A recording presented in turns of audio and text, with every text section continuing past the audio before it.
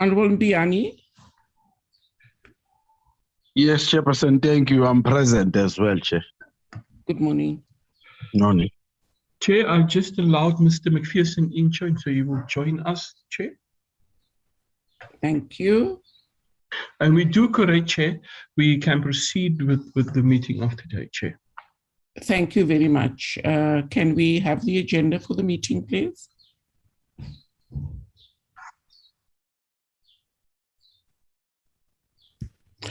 Thank you. There we have the agenda.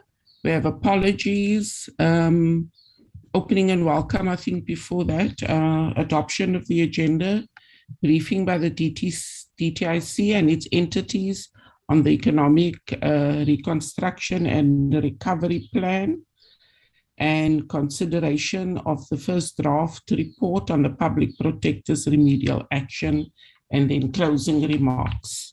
Can we have apologies, Mr. Emmons?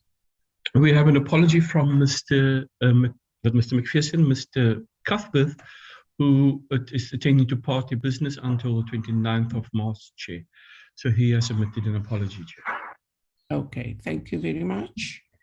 Can we have a mover and a seconder for the adoption of the agenda as I just tabled it?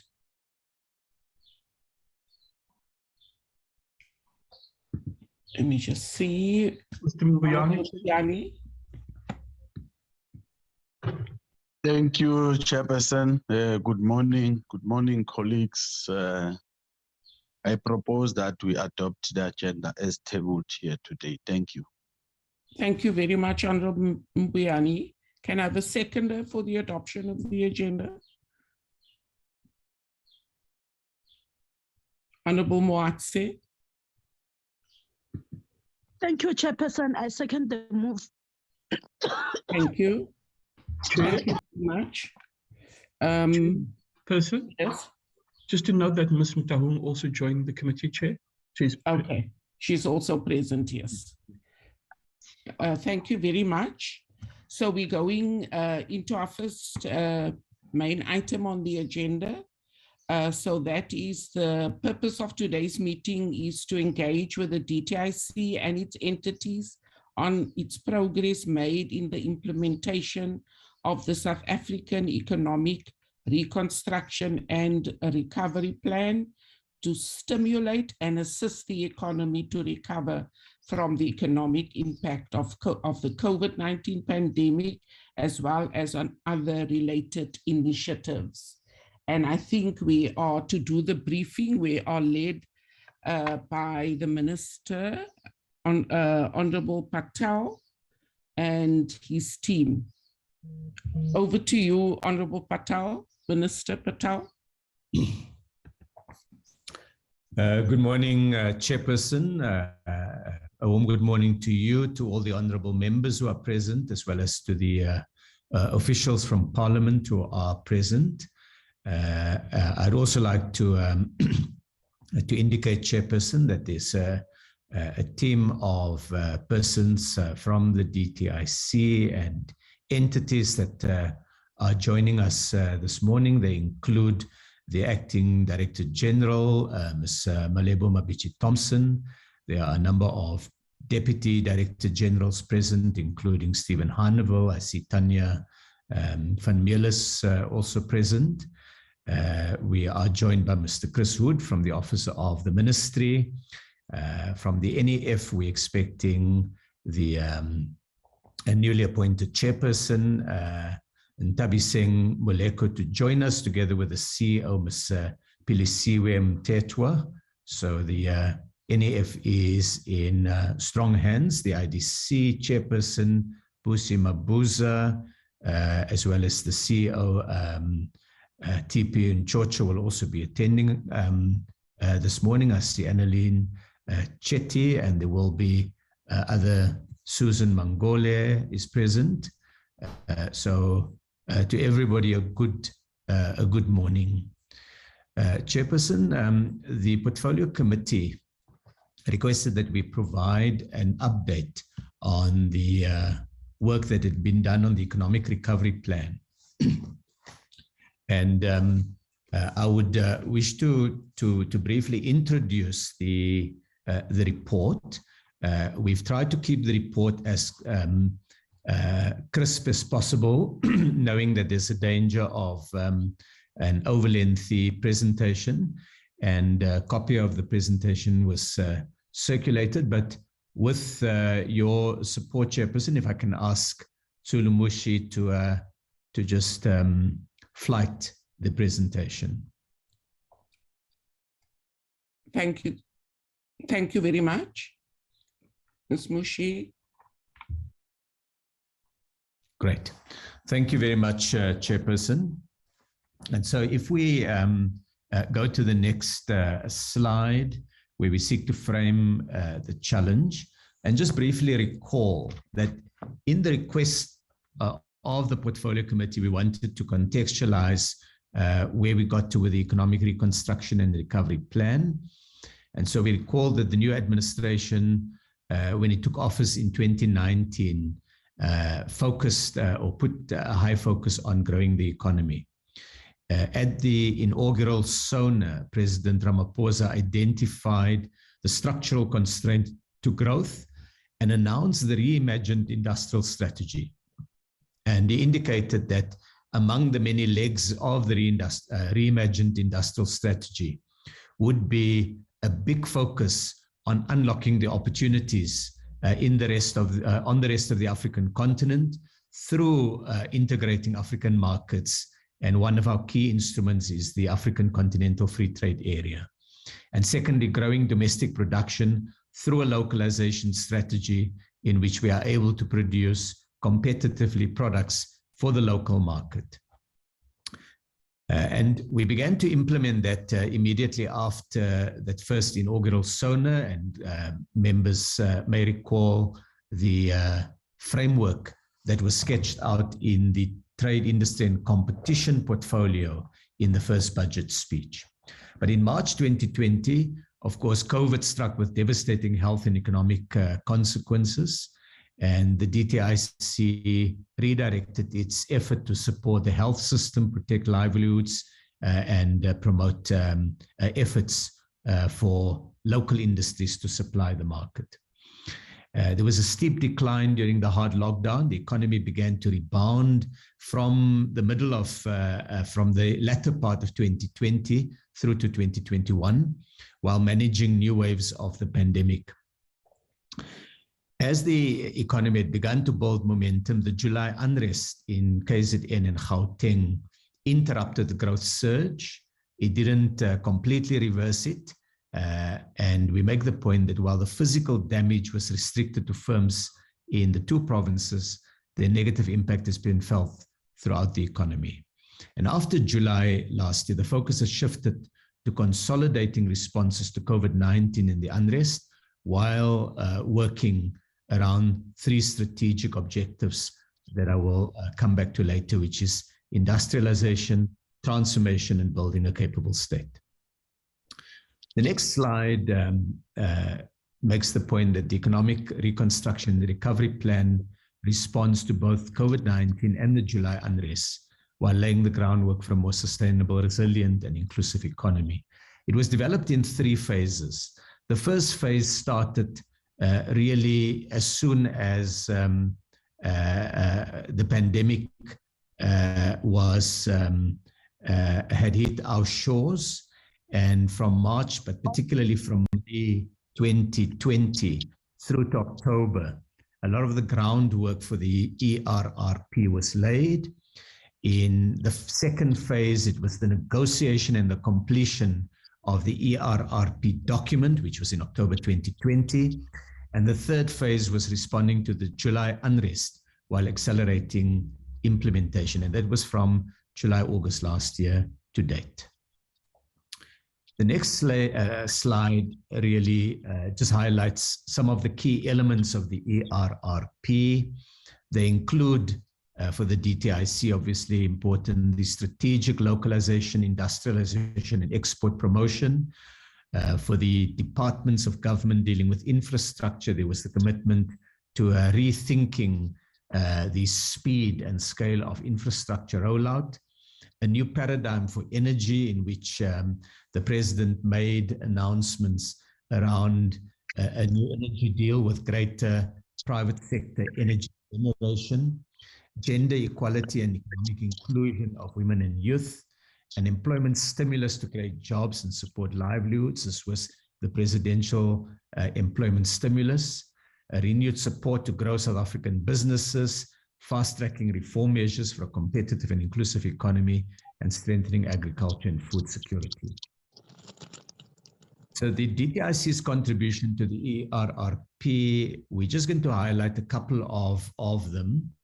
In phase one, from March to October 2020, our initial work was on the economic assessment, and then we put a lot of effort into supporting health measures, and that was helping various public entities to secure stocks of PPEs and other essential equipment, and laying the basis for what later on became the production of vaccines in South Africa. We worked on food and hygiene product supply lines, and honorable members may recall that in the early days of the lockdown, there was the rush on shops, and there was a real fear that the shelves would be empty. So a big part of our work was on maintaining supply lines. We worked together with other parts of government on solidarity and social protection measures to assist the vulnerable. That included the measures that was financed by the Unemployment Insurance Fund to support companies, and support for the Solidarity Fund that was launched as an initiative to try to unite society around various measures to repair the damage of the pandemic. We worked on regulatory support to facilitate cooperation and keep firms in business. They included, for example, the Competition Act exemptions that were given to finance, to healthcare, and to hotels. And then the work around protecting consumers, the action against unfair prices. Colleagues and honorable members will recall that there was a number of instances where the Competition Commission prosecuted firms for unfair pricing, excessive pricing. And then there was global coordination and engagement to try to ensure that there's a globally coordinated response to the first wave of the pandemic that hit economies very harshly across the world. So that was the work in phase one. Phase two was from really, one could say, from October 2020, and there were 8 areas of focus that we worked on. The first thing we did was to provide funding to support various industrial sectors, including small and medium enterprises in this.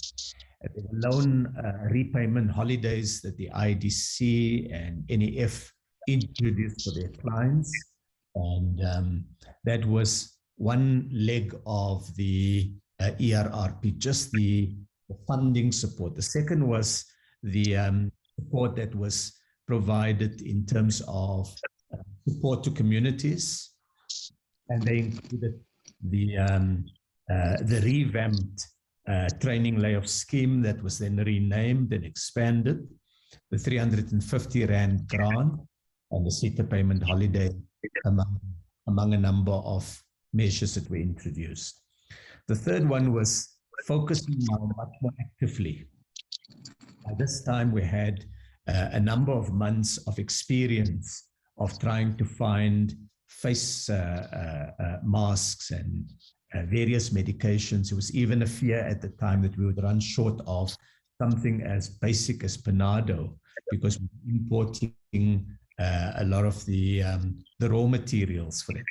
So we began to repurpose, working with industry, the local production of face masks. And of course, over that period, there was a massive ramping up of production of face masks that are used in hospitals, surgical gloves, project to produce 20,000 ventilators, the initial work around vaccines, on anesthetics and securing access to key pharmaceuticals, test kit reagents, and so on. The fourth area was competition measures. And there our effort was to have flexibility to enable coordination, at the same time to have tough steps against price gouging. And these were the immediate issues around competition. But we also laid the groundwork for more effort by the competition authorities on economic concentration, on ensuring that the economy is opened up for all and that there's opportunity for small businesses, for young people, for women-owned enterprises, for Black industrialists to come into the economy. And the Competition Commission recently addressed the Portfolio Committee on the report on economic concentration. The fifth area that we covered was global coordination to assert African countries' right to access to affordable vaccines and to support the African Union position to encourage vaccine production on the African continent. The president in particular, during that period, chaired the African Union and was appointed as the champion to ensure access for African countries to vaccines.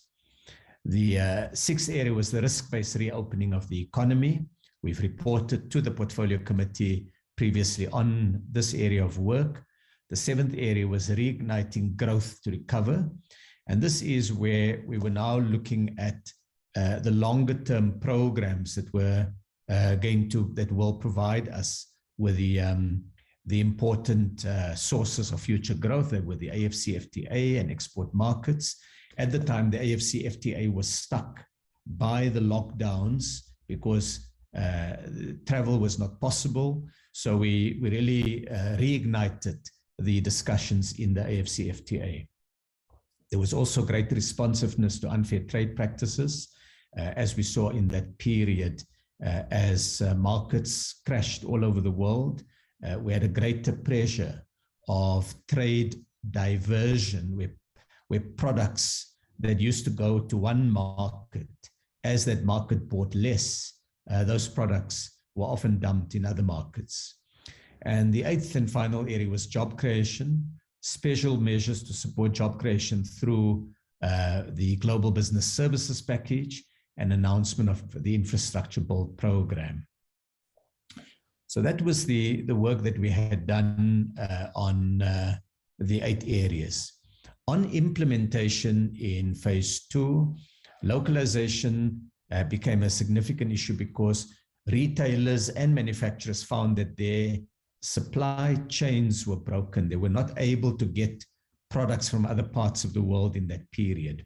So we held meetings with sectors, a number of CEOs from retail to fast food, right through to hardware stores, big food players, in order to identify ways in which we could take this problem, this challenge, and turn it into an opportunity to industrialize. We met at NEDLAC with the business and community and union delegates, and set ourselves a target jointly over the next 5 years of reducing imports by 200 billion rand. The private sector appointed CEO champions, and a project approach was introduced where we're looking at achieving the 200 billion rand reduction in imports and growth in product made in South Africa by repurposing the DTIC and its entities.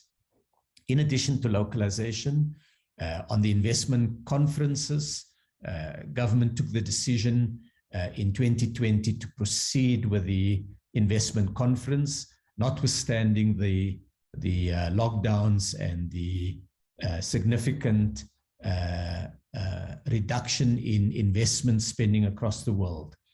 And we achieved pledges by investors of 110 billion rand. That brought our total investment pledges to just over 770 billion rand, or 64% of our overall target that had been set. The 2022 conference is scheduled for Thursday this week. The work is now being finalized by the DTIC team, working with the presidency, and the target is to have pledges and commitments worth at least 190 billion rand, so that by the end of the conference, we'd have reached 80% of the target, because this is year 4 of the 5-year target, and next year would then be the final year of the 5-year target that had been set. There were a number of, in this second phase, sector support programs that were rolled out. We signed the steel value chain master plan, the industry plan, in this period. We introduced an export tax and extended the price preference system, and new investments were facilitated in the steel sector. On the furniture value chain, we finalized an industry plan with substantial upstream investments to alleviate board shortages. So that was done to lay the foundation for more South African furniture production. On the clothing, textile, footwear, and leather sector, as a result of the disruption in supply chains, retailers work closely with us to move to greater local sourcing. And one element of this was greater investment in production facilities. And the other element was we introduced a tariff rebate. So we effectively reduced or eliminated the tariff on fabric in order to encourage retailers to do the clothing manufacturing in South Africa. And that was accompanied by an agreement to support the local textile industry. In the global business services, we had an additional incentive scheme introduced, and the industry association reports that 18,000 jobs were created, 87% for youth and about 70% for women. So these were additional areas in phase 2 that had been focused on. Phase 3, then, as we got the program going from October 2020 to July 2021, we were then faced with the unrest that took place over a 7 to 10 day period. And the work of the DTIC in this period was first to do some work on surveying the damage, securing the supply chains, and launching a fund. These were the most significant ones. There were additional steps, and I had presented a report to Parliament last year in which we highlighted in a lot more detail what can be done. So this is really more of a summary of it. The fund was intended to support firms affected by both COVID and the July unrest. And we took on board the lessons from 2020, when the IDZ also introduced a smaller fund of support, and there were significant challenges with rolling it out at speed. So based on that, a number of the lessons allowed the entities, the ministry and the department, to think in new ways of how to support businesses in distress. 3.7 billion rand was mobilized, drawing on monies from the balance sheets of entities, shifting monies inside the DTIC budget, and securing additional funding from National Treasury. To date, 3 billion rands worth of projects have been approved, and there's quite a detailed report that would be very good to bring to the portfolio committee, going into all of the specific detail. But big picture, the support that had been rendered since July last year broken down by key statistics. They involved about 1,934 applications that had been received. Each application had been separately adjudicated and approved. Those applications involve businesses with operations, physical sites in just over 2,000 separate locations. These would be from small kiosks that were damaged during the unrest to large factories that were burnt almost to the ground in that period. And these firms that had received support from the fund employed 38,000 workers. So that this assisted in either supporting or saving a large number of jobs, 38,000 jobs. The next slide will then provide a little bit of the learnings as we saw it. The DTIC drew on multiple sources to quantify the extent of damage. This included self-reporting surveys of businesses. So we, having learned from the previous experience that we needed to have a strong evidential base, the evidence of what the extent of damage is important in identifying what support to give. So we secured feedback from more than 1,000 businesses. We also took the estimates by members of the SA Property Owners Association and the SA Council of Shopping Centres and brought that into our dashboard to address the need to move with much greater speed than public entities are used to. A financial package was developed within the first 2 weeks of the unrest, and the rules that were developed to take account of the challenges with the normal approach allowed the IDC and NEF to very rapidly process a large number of the applications.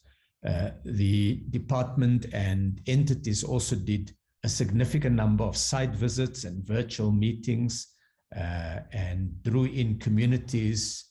We addressed community forums, shop steward meetings, investors, foreign investor meetings, domestic investor meetings, and of course worked with suppliers to keep the supply chains going. The next slide talks a little bit more about the fund. The DTIC agencies worked in close collaboration to ensure a coordinated approach and partnership with the UIF, with SASRIA, and with CIFA to reduce double dipping, to reduce the possibility of double dipping. And over the period of less than a year, the fund approved 3 billion rand, and colleagues will see the numbers there. 2 billion rand has already been dispersed, supporting these businesses, not only to build back faster and better, but also to retain the 38,000 jobs. The retention of these jobs enable employed citizens to be less dependent on social grants and to contribute through to the fiscus through taxes and of course to the economy with their buying power. So this was an important intervention. The next slide that we have there, slide number 15, shows some of the areas affected with the Recovery Fund District support. So members will see, honorable members will see on the left-hand side that the bulk of the support went to KwaZulu-Natal, and it covered areas like eThekwini, Amajuba, Ilembe, Ugu, Zululand, and so on. And the number of sites in different areas are also highlighted. The second biggest one was Gauteng, and the Ekurhuleni, Tshwane, Sedibeng, and so on are all listed.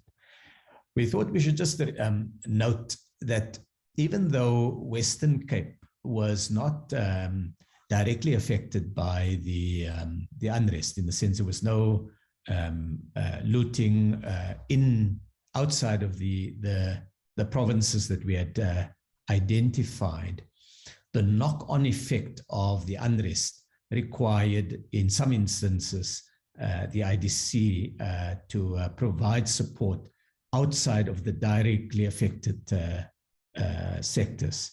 And so this is one of the challenges, that when a critical supplier that are based, that may be based in KwaZulu-Natal is gutted or looted or burned down, then it has an effect throughout the country. The next slide, slide number 17.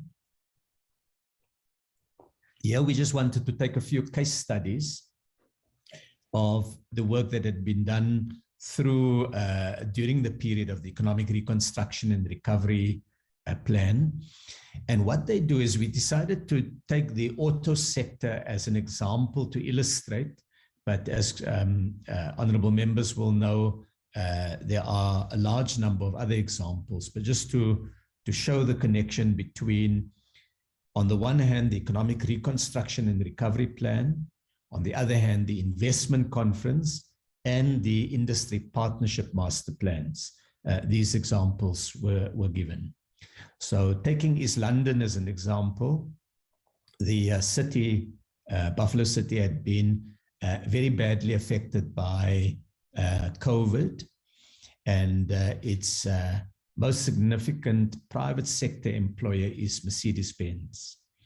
So the APDP, which is the master plan for the auto sector, had identified the framework, the policy framework that was needed to enable Mercedes-Benz to do a 10 billion rand investment in the new C-Class vehicle that would allow that vehicle to be made in South Africa, but sold across the world. And this London plant is one of only 3 plants globally.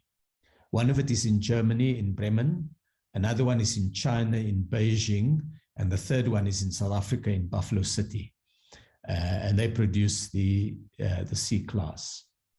In the course of rolling out the investment, Mercedes-Benz found that conditions favored them expanding flexible production methods in the plant even more, to allow them to produce a greater variation of the C-Class model, to customize it to a greater extent. So they put an additional 3 billion rand investment in. There was a significant jobs benefit for East London, for Buffalo City, and we now have a technologically advanced plant with a focus on skill development, quite sophisticated robotics, and a greater focus on environmental sustainability. But in addition to that, they've also focused on localization. So for example, the dashboard that is in the C-Class and the panels for the doors are now manufactured locally by a company that expanded its operation in Buffalo City, employing additional workers. So this had a very significant boost on job creation in the eastern part of the Eastern Cape. Then turning to eThekwini, eThekwini was battered not only by COVID-19, but also by the July unrest and the challenge that it presented. Yes, with the physical destruction, but also the loss potentially of confidence, of investor confidence. So we had our work cut to make sure that there could be a strong symbol of recovery. And Toyota South Africa had announced a 2.6 billion rand investment in producing the Corolla Cross, which is South Africa's first locally produced commercial scale hybrid vehicle. And this vehicle, of course, is a combination of internal combustion engine with an electric motor. And there was a substantial increase in localization. The company now has 621 parts for this Corolla Cross that's produced in South Africa. And that equates to about 2.8 billion rand annually in local orders, sustaining thousands of jobs in production of tires, profiles, moldings, soundproofing, glass, suspension spring production, the retail work, the economic multiplier. If we take all of that together, it's a very significant operation. And what that did was, it was announced in October last year when the first Corolla Cross drove off the production line, and honorable members would have seen more of the cars on South African roads in the last few months. And it was an important signal by a major Japanese company of its continued confidence in the South African economy. The next slide takes a few more case studies. Turning to the north now in Tshwane, we secured last year a commitment by Ford to put 16 billion rand into expanding its South African production facility so that it's able to increase the number of vehicles made in South Africa. Those vehicles are sold in the South African market, but they're also sold in Europe, in the rest of the African continent, and in other parts of the world. Now, Ford sat with the challenge. If it's going to increase its production base in South Africa, but its suppliers were scattered all over the world and even other parts of the country, then it would not be able to master the logistics of producing a vehicle on time and within budget. And so they worked with us very rapidly on the establishment of a supplier park in the Tshwane Special Economic Zone. There had not been a Special Economic Zone in Tshwane. And in 2019, at the start of the sixth administration, there was a significant amount of work rethinking special economic zones. And it's a point I will come back to later. And we, towards the end of 2019, there was a decision that Cabinet had taken that we would designate Tshwane as a special economic zone. That was done. And shortly thereafter, the partnership was forged with Tshwane municipality and with Gauteng province, so that this became a new SEZ, different to all the other SEZs. With all the other SEZs, national government was really just the supplier of funding and didn't play any other role besides designating an SEZ and supplying funding. In this one, there was an active partnership, and that supported the growth of new investors that were attracted to the special economic zone. 12 investors have already been attracted, and we'll be talking more about that in future sessions of the portfolio committee. But we've now got 12 new factories, a number of which have been completed and production has started, and others are almost complete. And by April, May, we expect all of them to have been completed. This was an additional 4.3 billion rand in investment and expected to create over 2,000 direct jobs. There are further investors that are interested in coming to the SEZ, and the department has put on the slide the value of the construction and the use of small and medium enterprises to help build the SEZ, and the amounts of the construction package that has gone to SMMEs. The next slide would then take the example of local industrial parks, what had been done in the period, including the industrial parks where phase 1 approvals were given for parks that provinces are putting together in Uppington and in the Wild Coast. The next slide looks at the impact of the Economic Recovery Fund. And again, just to take one example, there are many other examples, and we would appreciate an opportunity to bring all of the detail to the committee. But as an example, the IDC, through this support fund, had provided grants to a number of sugarcane growers. 17 million rand was made available to cane growers. And by way of illustration, just to show the hardships that were inflicted on ordinary people by the July unrest, 87-year-old Mrs. Mbele was watching the news when she heard of the unrest, and she had not yet known at the time that her cane in Umdlone has been set alight by the looters. And she's run a farm since the 1970s. And there's a quote there where she said, "The day they burned my sugarcane field was around the 11th or the 12th. My heart broke and I lost all hope." There's also an example of Muziniwa Ngubo, a small-scale farmer from Malangeni, and how Muziniwa has also lost everything. Now, we brought these because in our work on the economic recovery, we focus on the one hand with your Toyotas and your Mercedes-Benz, but on the other hand is also many ordinary South African workers in the big companies and small-scale farmers and small businesses whose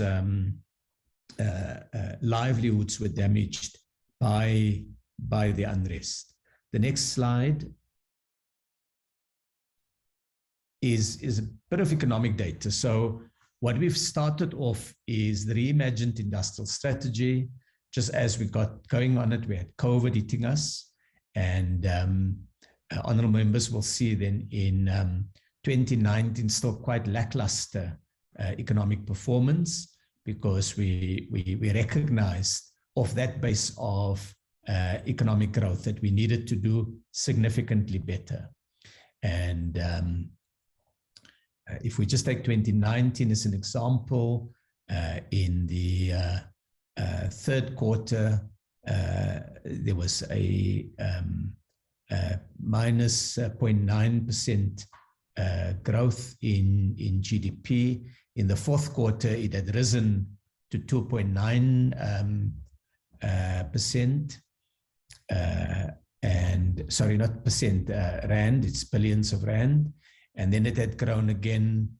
This is now looking at the GDP in the first quarter of 2020. And then honorable members will see the very significant drop in GDP performance in billions of rand in the second quarter. This is now when the impact of the pandemic was felt in the economy.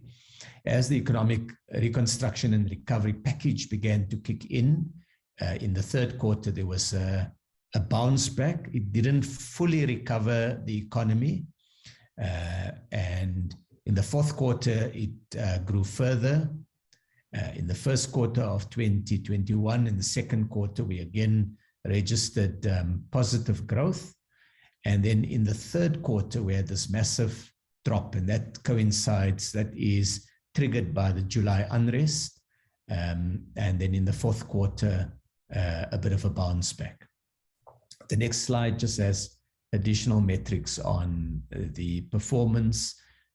On the left-hand side, we take the period from 2019 to 2021 using constant 2015 rands, in other words, accounting for inflation. and honorable members will again see there the impact. On the right-hand side is the sector performance, and we see recovery in progress in certain of the areas, and fully recovered. Agriculture is now bigger than it was before the pandemic. Same with business services. And these two are easy to understand, that consumers in this period shifted a lot more of their spending to food products. And that also coincided with better harvests that we had. And on business services, of course, both the GBS sector grew, and importantly, a lot more business services were rendered in this period as the old production facilities had been affected by the pandemic. The next slide just has more details of it. This is in nominal value. And if we take the red line, which is the second from bottom, honorable members will see the growth in manufacturing sales. So while it's above 100% in value compared to 2019, in real terms, it's still recovering, and we still need to speed up the growth of manufacturing to be able to get to the output and jobs that are needed. The next slide looks at scaling up the recovery. We'll go to the next slide.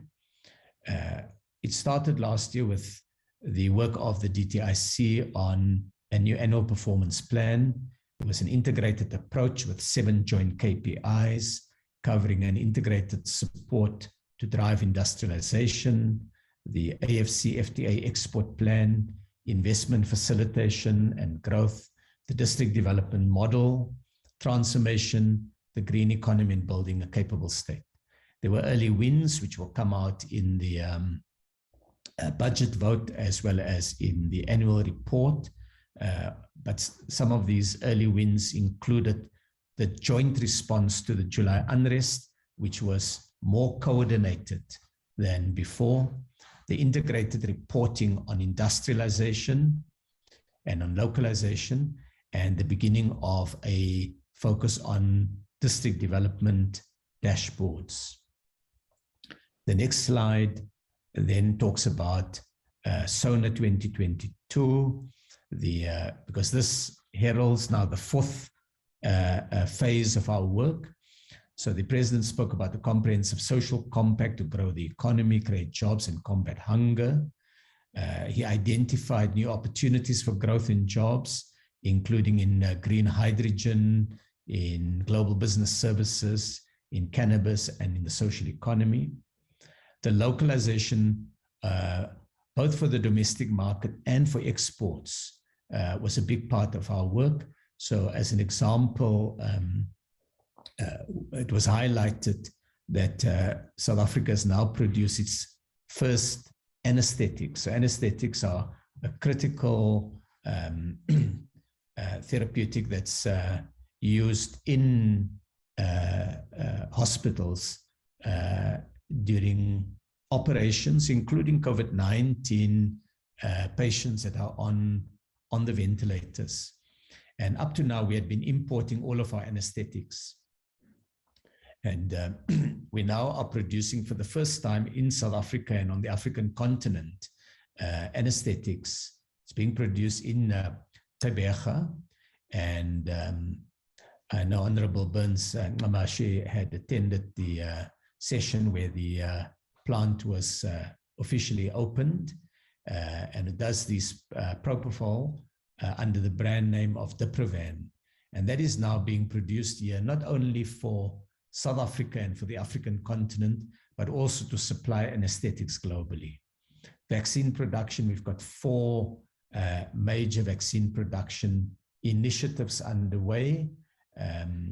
The one that we had previously reported quite actively on was the Johnson & Johnson vaccine in Tebega. And Aspen, as a South African company, now has the the license to produce under its own label. We also have BioVac and Afrigen, and then the announcement by Dr. Patrick Shumshong of the NAND SA production. Public infrastructure was highlighted by the President, including a big push to reduce red tape and focus on smart regulation,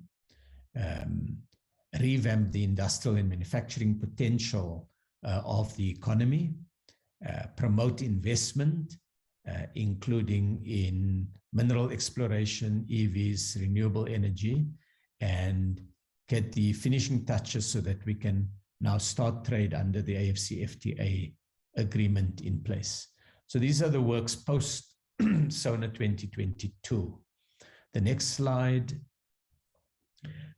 just draws all of this together, and it makes the point that having been interrupted by COVID, where the reimagined industrial strategy was very much focused on only the healthcare sector, or principally the healthcare sector, I should say, it now will focus on a wider terrain, and that will be accompanied by structural reforms.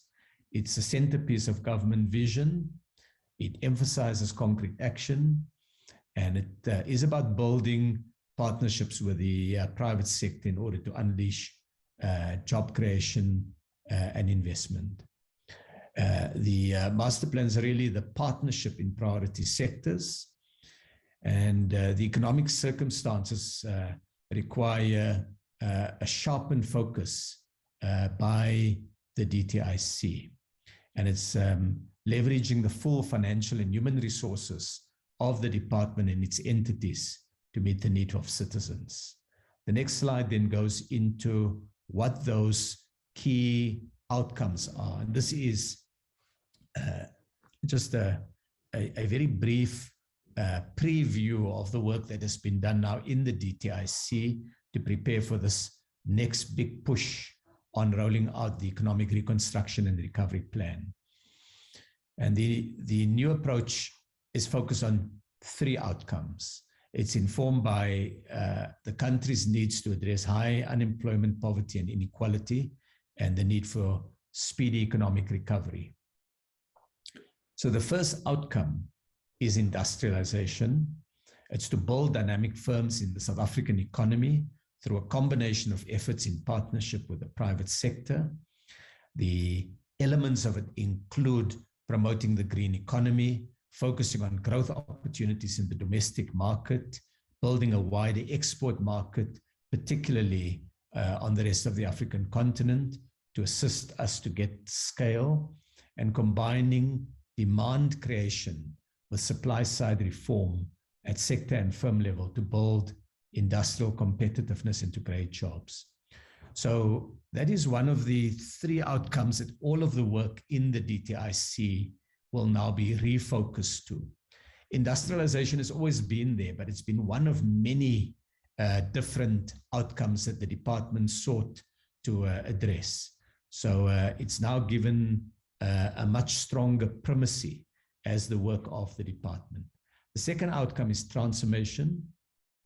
And there are 3 elements that transformation is focused on.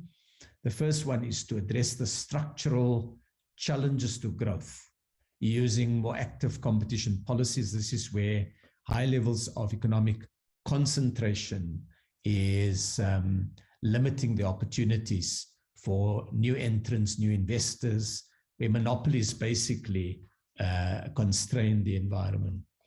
A second focus is on spatial transformation to enable more balanced growth between the rural and urban areas and between provinces. And the third one is inclusivity and transformation in the quality of growth. And this includes broadening worker ownership, bringing in opportunities for women-owned businesses, Black industrialists, young people, and more inclusive corporate governance models.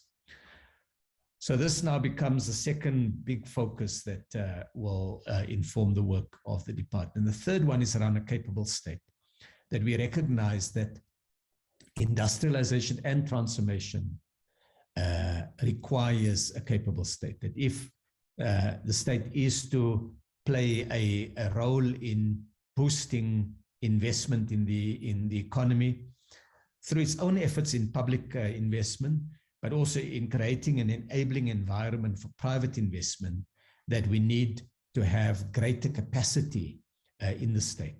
And that capacity is to ensure that national objectives are achieved through a new culture of partnership and promoting smart regulation through cutting red tape and ensuring effective regulation, reviewing internal processes inside the department and its entities, and working closely with stakeholders in other parts of the state to forge the social compact that the president spoke to. So out of the very broad range of outcomes that were put forward a year ago, the department has been reworking its annual performance plan to have a much more focused set of outcomes, to have it as these three, and to connect all the work of the department into these three critical outcomes. The next slide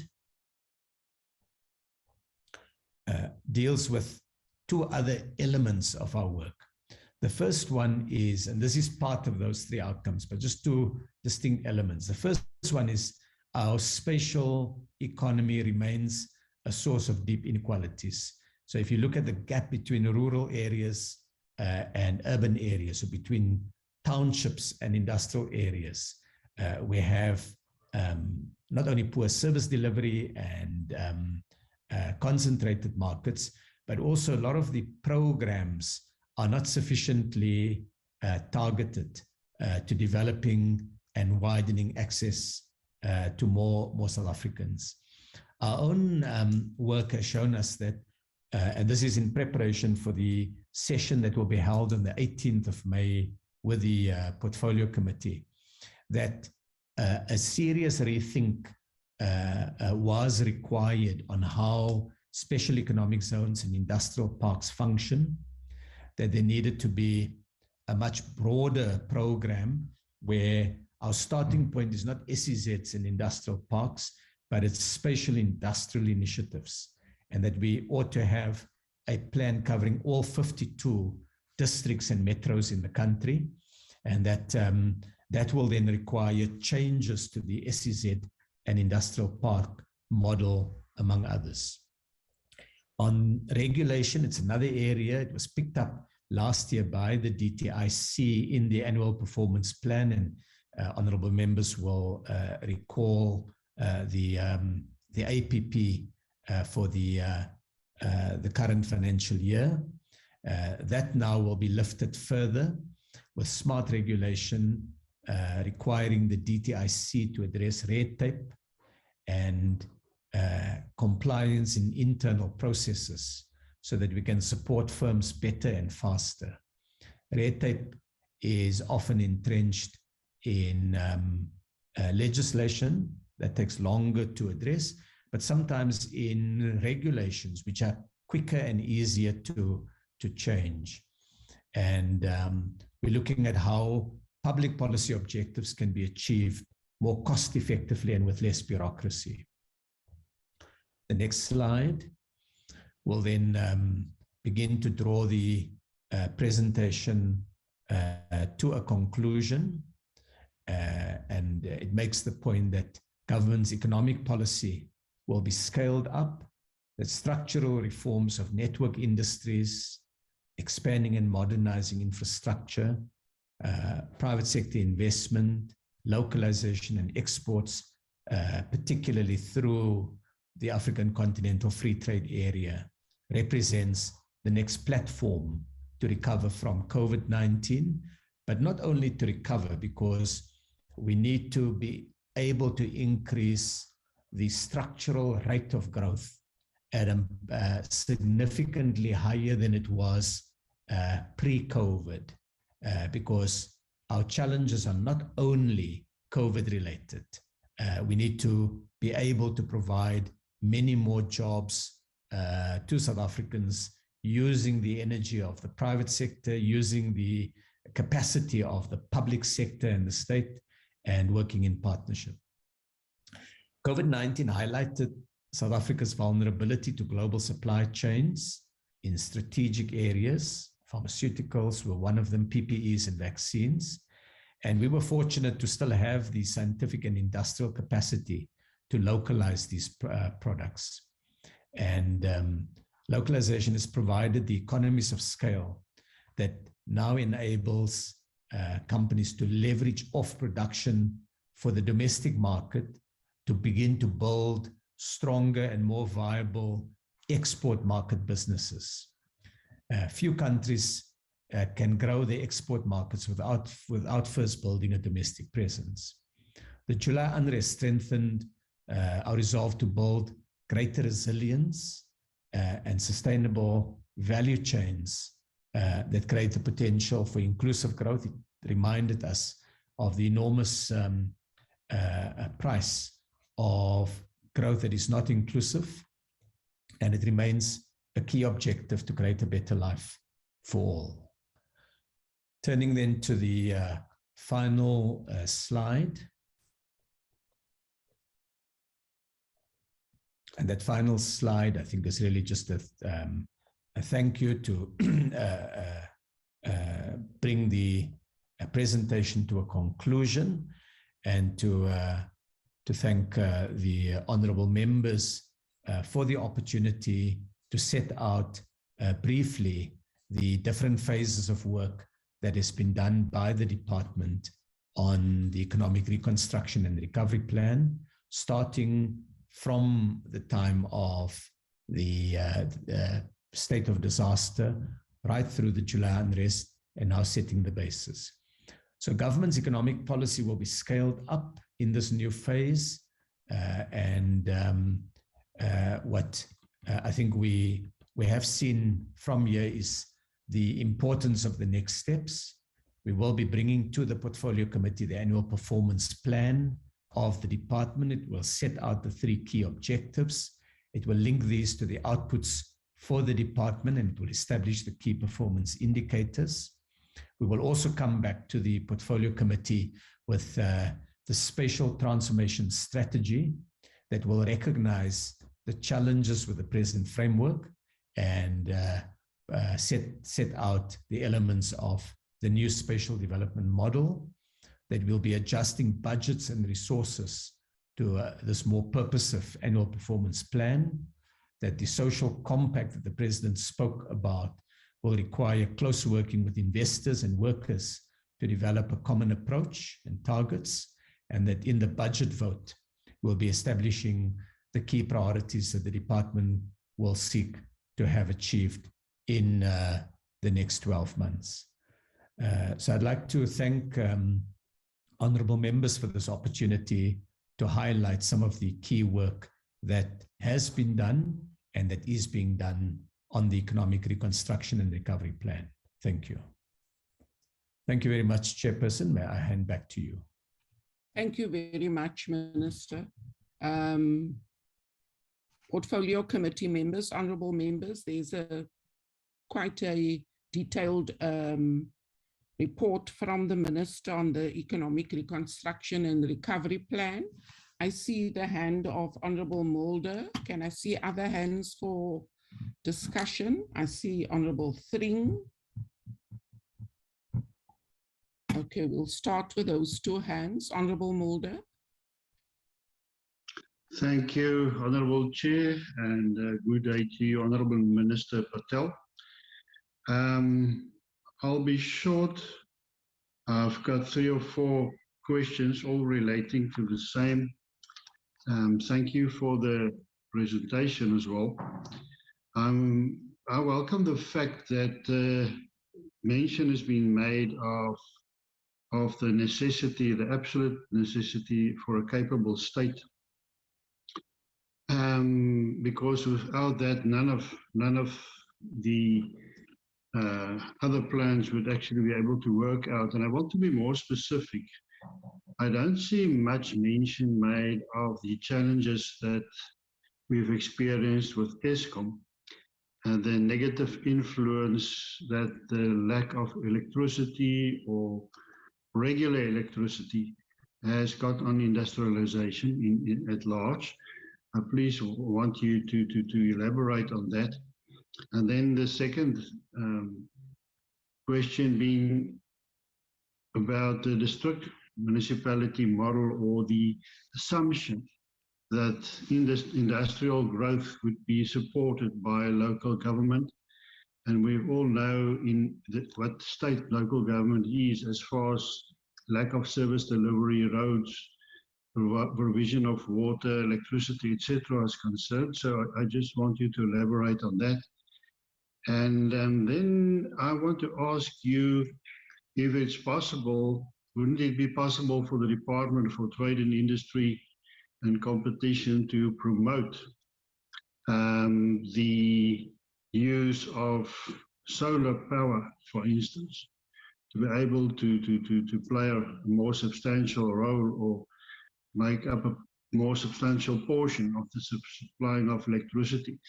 I think, for example, as far as the closing down of certain smelters is concerned, in the manganese sector, for instance, where manganese ore has been exported to China instead of being processed locally because of the lack of constant electricity.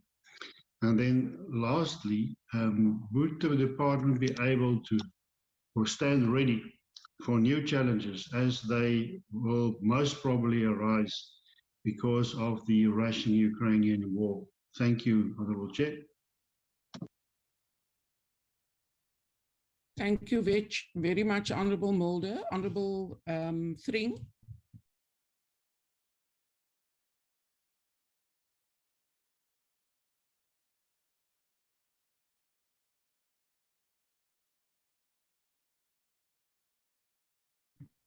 He was on the platform earlier.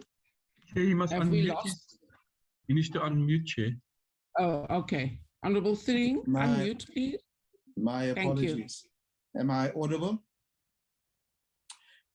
Thank you, Chair. And thank you, Minister, for the presentation. Just three questions. Chair, are you able to hear me?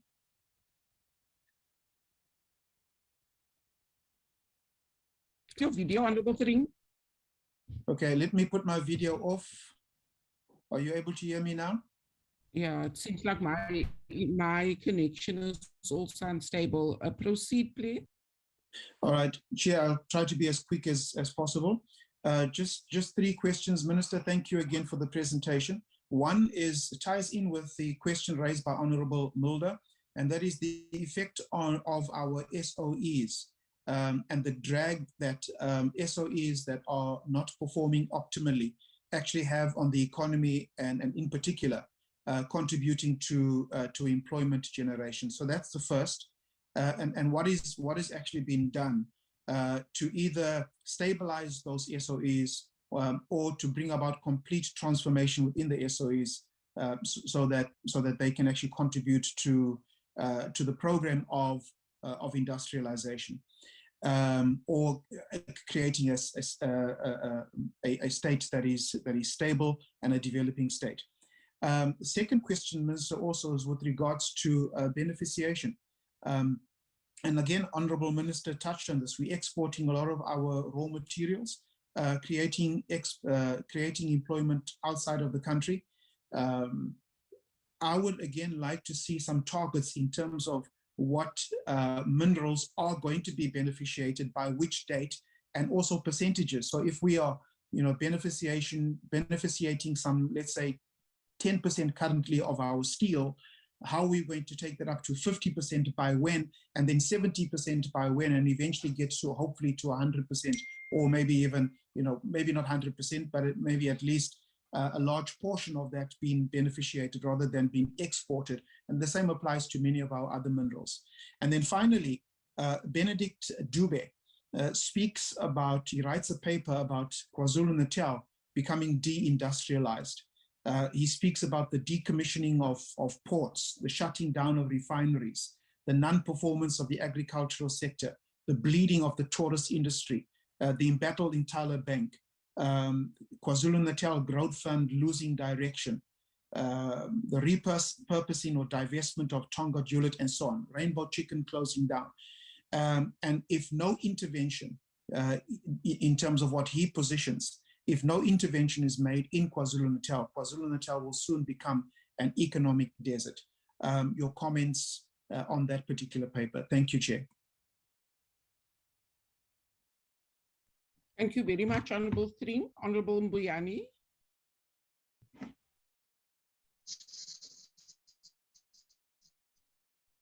Thank you very much for the opportunity. Chairperson, I'm having a serious challenge here with networks here. However, I just wanted to the presentation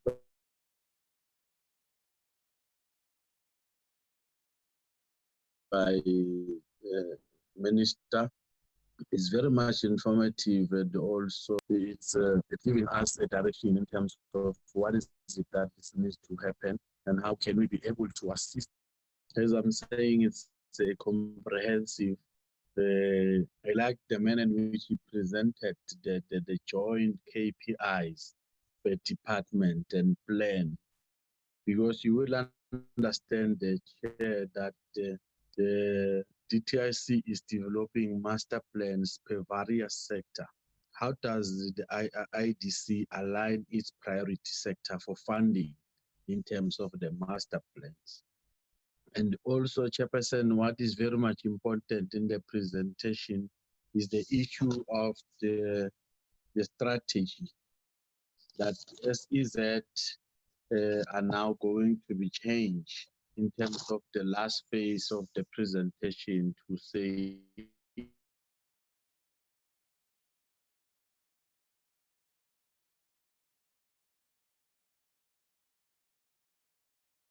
if industrialized departments, because now it will be a special.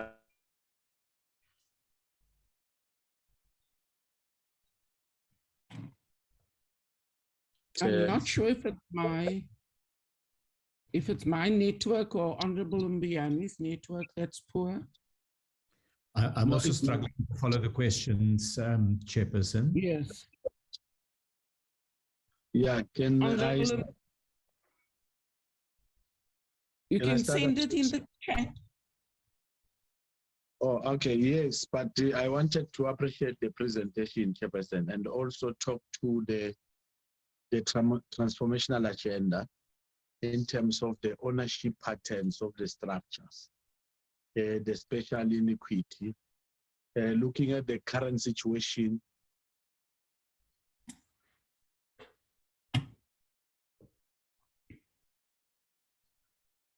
You were so clear, now you're gone again.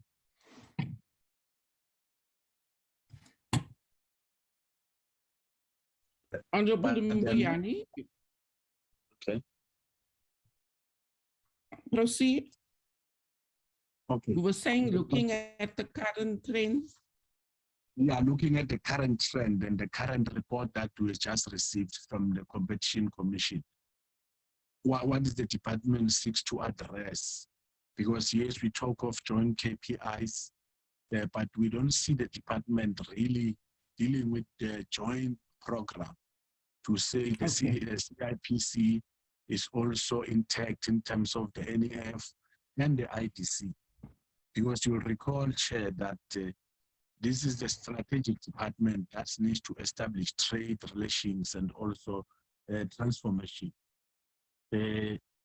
Like for instance, in terms of the key policy framework of the manufacturing, we do have industrial parks, but they are non-functional and more refined. How is the department seeking to achieve this KPIs and also the APP? The other one is the joint funding of the IDC, the land bank, and also the NNF.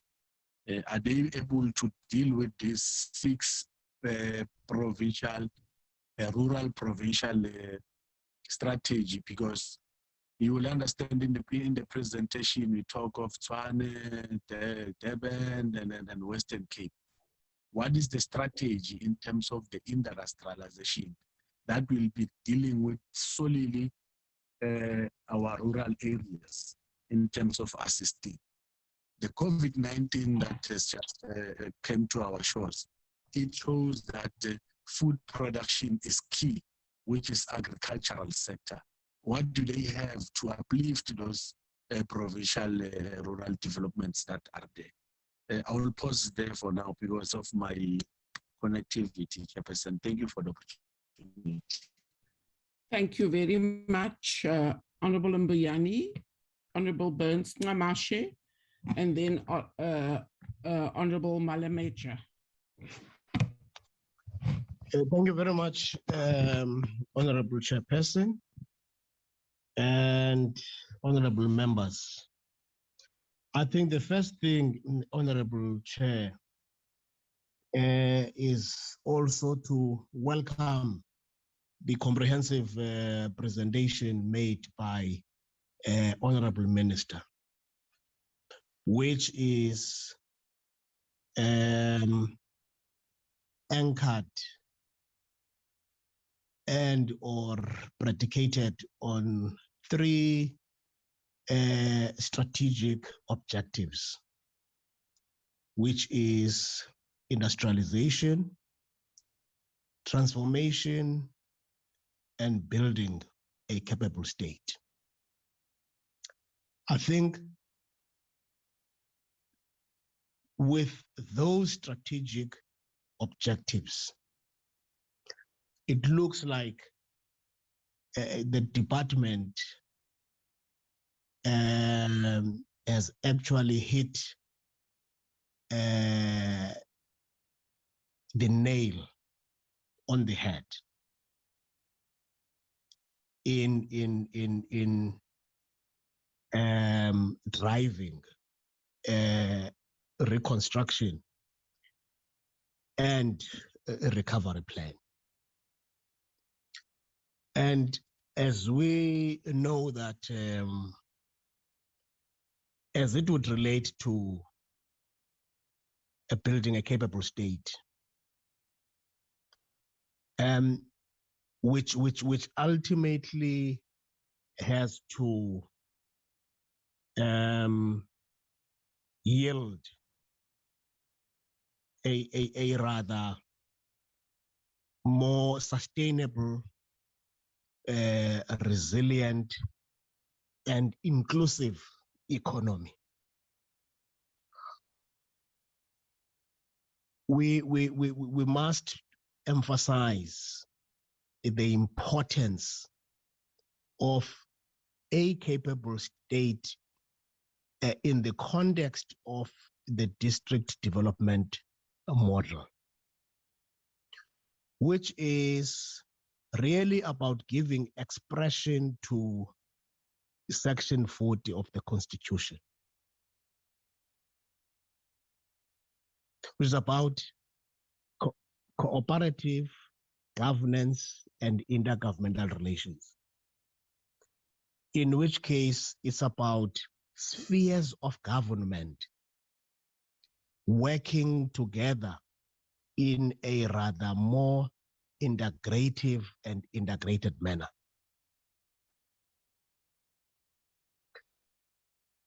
And in this regard,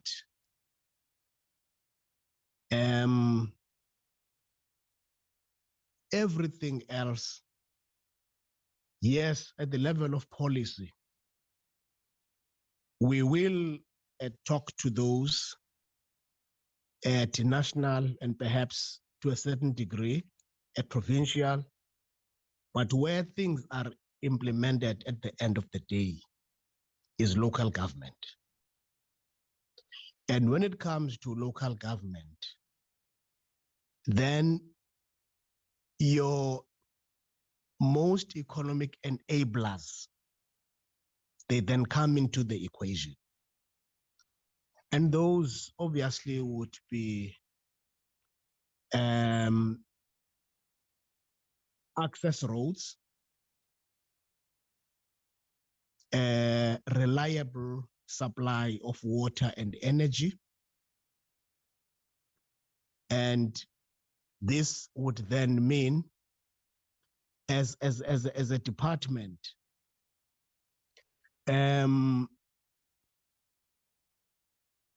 what kind of accelerated plan have we put in place to ensure that all those strategic partners are on board in ensuring that those enablers are also in motion? In this case, your Department of Water, your Department of Public Enterprise, to the extent that the work of ESCOM is administered there, but also working together with the Department of Energy, especially your independent power producers. How are they factored into the equation? And the strategy around the road infrastructure, to the extent that it is looked at as an economic imperative or as an economic infrastructure rather than a social infrastructure. So which means there's a level of efficiency with which a response a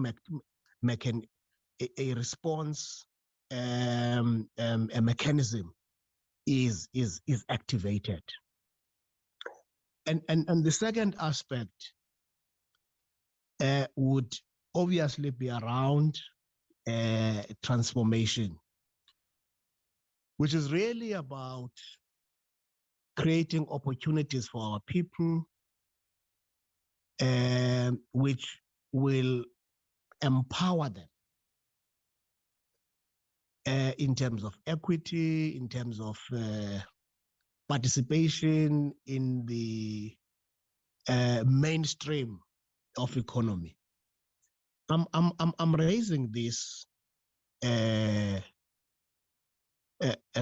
Honorable Chair, to emphasize the importance of BEE and or triple BEE for that matter. Because that is an important fundamental policy which deals with aspects of redress.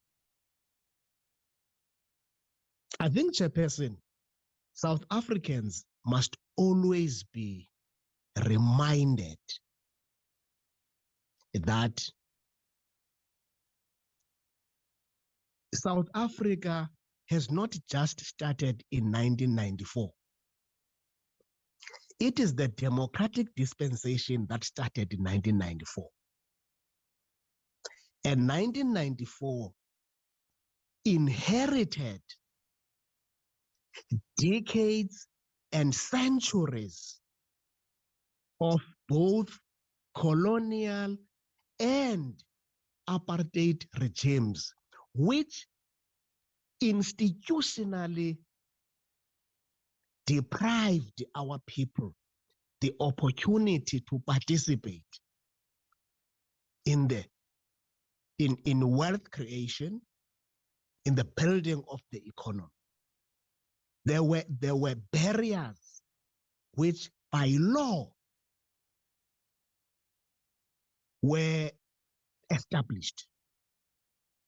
And 1994 marked the break from that, began to create an inclusive system. And that policy, it is a policy which will continue to characterize the approach of redress. And it will be important to also get a sense as to the extent to which, at the level of the department, we are deepening the use of those policy instruments so as to ensure that our people are given opportunities to participate in an inclusive economy. People of South Africa must know that the ANC-led government has a very deliberate and conscious decision when it comes to those policy compendia. Thank you very much, Chair. Honorable Malamecha.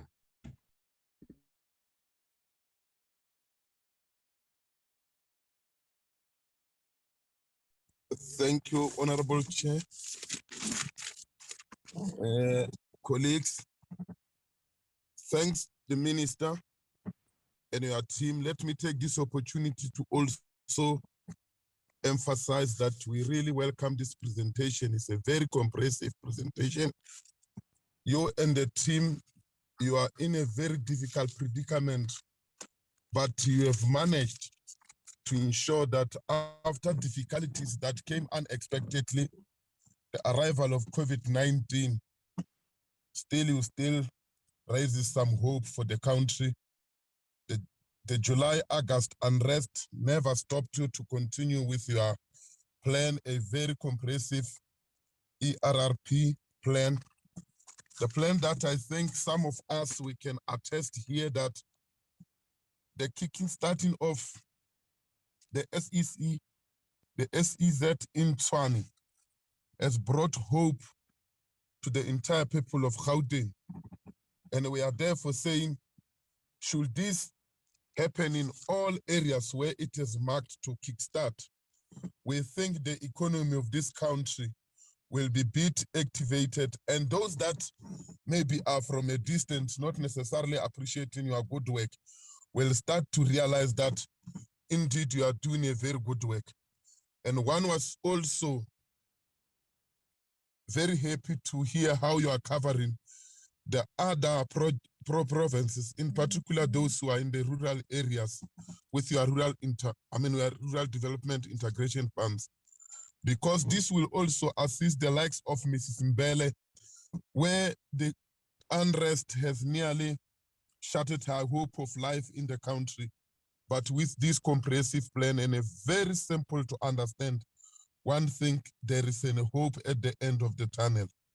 We want to thank you and further say, fast track the starting of this SEZ so that you are achieving your intention that seeks to initiate a social impact that will draw, as Comrade Ben said earlier, that the participation of the citizens, the business people, and other social stakeholders, so that at the end of the day, it is economy of everybody, not economy of others, while others are made spectators in their own economy. Thank you very much, Chair. Thank you very much, Honorable Minister. Yes, we are looking forward to the upscaling of government economic policy as we transform this economy and rebuild it. Over to you, Minister, for responses, and your team, of course. Thank you very much, Chairperson, to the honourable members for those comments and the questions that have been raised. And I'd also like, on behalf of the team, to appreciate the positive comments that were made. Honourable Mulder, Honourable Tring, Honourable Burns, Kamashi, Honourable Malamecha, and Honourable Mbuyane all raised a similar issue around state capacity, state capability. And I think that goes to the heart of one of the big challenges we recognize that you can have good policies, but if you don't have the basic mechanics in place to implement, then those policies are not going to be achieving the results. And I agree with honorable members that the single biggest challenge lies at local government level. But we also want to acknowledge that we think we have a lot of scope to improve further, even at national government level, and that a big part of our own focus and work will be to see what we can address inside the DTIC and the entities for improved state capability. It was very, very interesting just working actively with the IDC and the NEF after the July unrest. I must have had something like, I think, 18 meetings between August and December with the IDC and NEF, going every week through the work that they've done, and then finding out how the current processes, even in some of the active agencies, were in many cases not fit for purpose and were not sufficiently responsive. So while acknowledging and appreciating the positive comments, I think we also still want to be self-reflective and accept that we could do better as DTIC. The second leg of it is, of course, on state capability, something that Honorable Burns Ngamashi has raised, which is the interaction between different parts of national government. And Honorable Mulder raised a similar point where he spoke about the example of energy, which is supplied by Eskom. In our annual performance plan this year, so last year in the annual performance plan, we principally focus on how to integrate between different programs of the DTIC and between the DTIC as a department and the entities. This year, we are putting forward an element of the work that the department has to do is very close working with Eskom, Transnet, with the other parts of national government so that we are able to get a coordinated effort. So your points, Honorable Mulder, are well made, and Honorable Burns Ngamashi's point to around the key enablers. So let me illustrate with an example of local government. While I want to emphasize that we don't see the problem to be limited to local government, but that's where it is the most glaring part of it.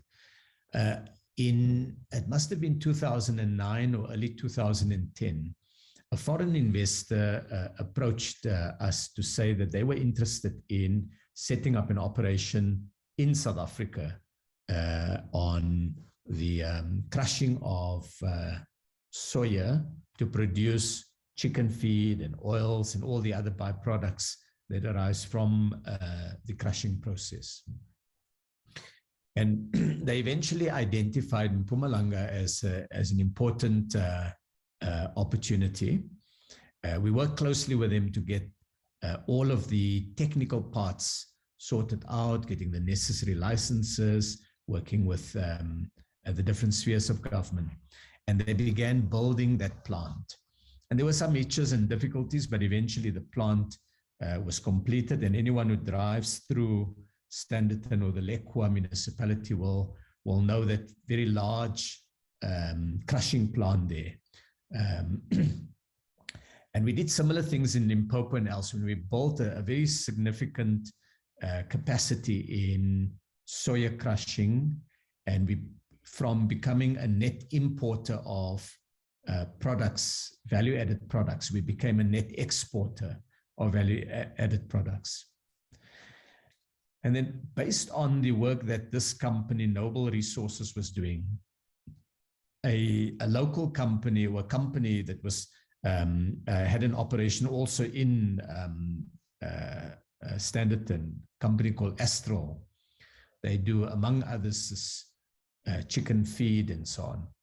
They expanded their plant. They used the crushed soya beans as an additional element of the feedstock. But over the years, they became increasingly disillusioned with the poor service from Lekwa municipality. Just basic water and electricity supplies kept on being interrupted, and there were no longer-term plan that they could see that even if you have an interruption for a month or two, that you can see a real plan going ahead. And it got to the point where this company unusually had to go to court to seek to compel the municipality to just render the services that it is contractually obliged to supply. And national government then put Lekwa municipality under administration in 2021. Johan Mettler was appointed as the Lekwa administrator. And so in a sense, he's the representative of national government there. And over a period of, I guess, less than a year, there's already been positive signs that's come out of that. Improvements in the cash flow, greater openness to the needs of private investors, sorting out the challenges with the water and the electricity supply. And even Astral's managing director was quoted in the newspaper earlier this year saying that there's definitely been improvement. There's still a long way to go, but that they're seeing now for the first time the beginning of a turnaround. Now, I give that example because obviously we're not able to put every local government under administration. We've got to find a different way of working with local government so that we're able to provide an enabling environment for investment.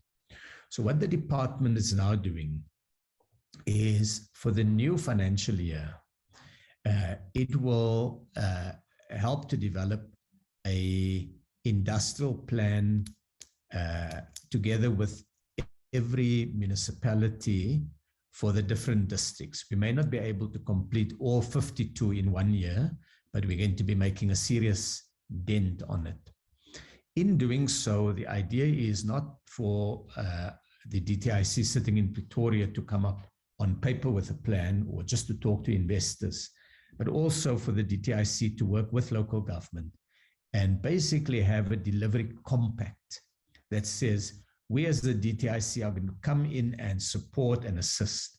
But these are the minimum things that we need from the municipality, that the municipality must also commit to, and that provinces need to commit to, so that we have joined up government that speaks in one coherent way.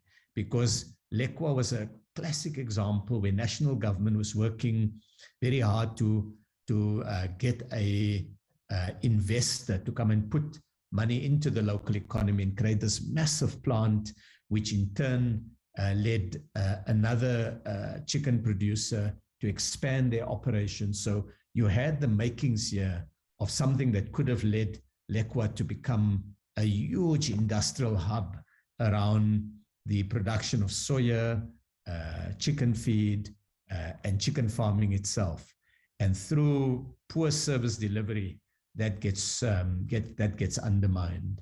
So we're going to be working in the new financial year in a new way to have clear commitments from everybody. And we'll also have to give clear commitments as DTIC, what we bring. And Honorable Malamecha has made some very positive and complimentary comments on the Tshwane SEZ. And thank you very much, Honorable Member.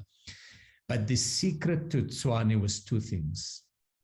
The one thing was we essentially tore up the old model of the SEZ. The old model is a province would lobby a national government and say, we think you should do an SEZ year.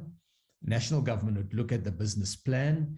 If the business plan looked fine and the technical officials recommended it, the minister would approve it and would gazette an SEZ. Then from there, all that the national government did was it waits for proposals from that province. We're going to build these top structures, we need this water supply system to be done. Can you give us money? And national government would look at the budget, the DTIC would look at its budget. If it could afford it, it would make a sum of money available. And that was really most of what the department did. In the Tshwane one, we took a completely different model. It was more hands-on, it was more active, and it was more partnership-driven. The moment we started the discussions with Ford, and they indicated to us that they would be prepared if there was an SEZ to encourage big investments in that SEZ. We spent a lot of time working with him.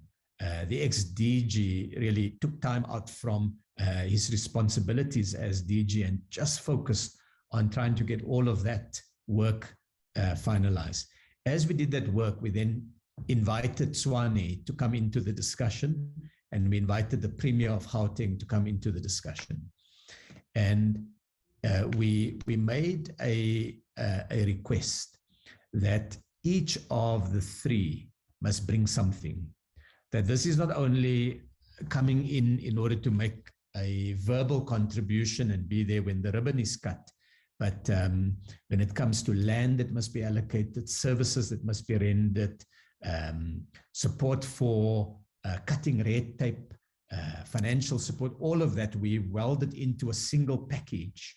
And we then said the DTIC is not going to stand aside. It wants to make sure that it has at least a third of the representatives on the board must be appointed by the department. And it wanted to have a significant say in the appointment of the SEZ, the operator that would ensure that the SEZ construction takes place and that all these services are rendered and so on. So by just playing that very active role, which of course we were not set up to do, so we had to create a special unit that would do that work, and that unit is now sitting in the IDC that could carry out and continue with that work. So the secret of Tshwane was, number one, a dedicated capacity we created in the DTIC, and number two, a partnership with the three spheres of government, where each one brings something to change the equation. We want to use that approach more actively in other provinces and in different districts to change what we have currently. So I hope that Honorable Burns Namashi explains how we want to use the new model. In the context of the district development model, it means working with the different districts, and we will begin to have a flagship project that over time we're going to roll out in every district development.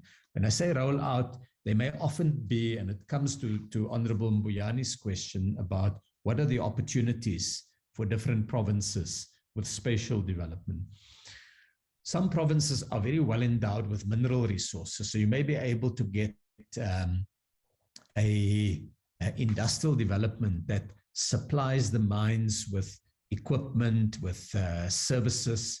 In the Highveld Industrial Park, for example, we now are able to have, when mining machinery breaks, instead of the mining houses having to send it to Gauteng to be fixed, inside a Highveld, there's now a big workshop where they fix the machinery locally, and they are able to cut the turnaround times and get the mines operational much quicker. In other provinces, you've got a very significant agricultural sector. So there we may be looking at agri-parks, which falls under another government department, Dalrad. But I've already had discussions with Minister Didiza to see how we can collaborate there. Some provinces are important logistics hubs. KZN, for example, has got the Dube Trade Port. Gauteng has the OR Tambo, and so they are connected very closely to the main airports, which allows us to have light manufacturing where you need to be able to move products very rapidly to different parts of the world.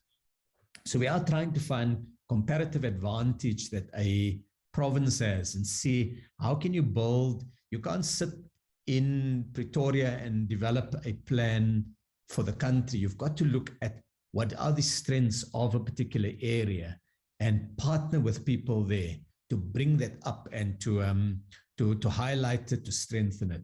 So that will be the approach that we take with the district development model. Honorable Mulder raised a really important point, and that is the question of Eskom and industrialization. And I want to acknowledge Honorable Mulder. It's energy is critical to industrialization, and it impacts on industrialization in at least 3 ways. The first is when you have load shedding, essentially these massive industrial plants are engineered so that they've got to run continuously. And your cost structure is determined on the basis of utilizing your capacity around the clock. If you're offline for a period, your entire cost structure goes up. Some industrial products, particularly in chemical industry, not only have the costing affected by a continuous operation, but the product itself, the technology needs to be utilized constantly. So, for example, if you make certain kind of extrusion projects with polymer, basically the polymer gets melted in the machine, and they could be made into nylon, they could be made into other products. If you have a energy outage, all of that essentially, when that machine stops working, everything hardens in the machine. You've got to reopen the machine and clean it out. So you could lose a lot of time. And so some companies, when they don't have energy security, they're not able to run production because it will be too expensive. So that's the first area. The second area is the price of energy. We've moved from being one of the lowest cost producers to being one of the higher cost producers of energy. And the result of that is that the price competitiveness of South African products are affected because energy is a big cost for many companies. The third way in which energy affects industrialization is in the long-term plans of investors.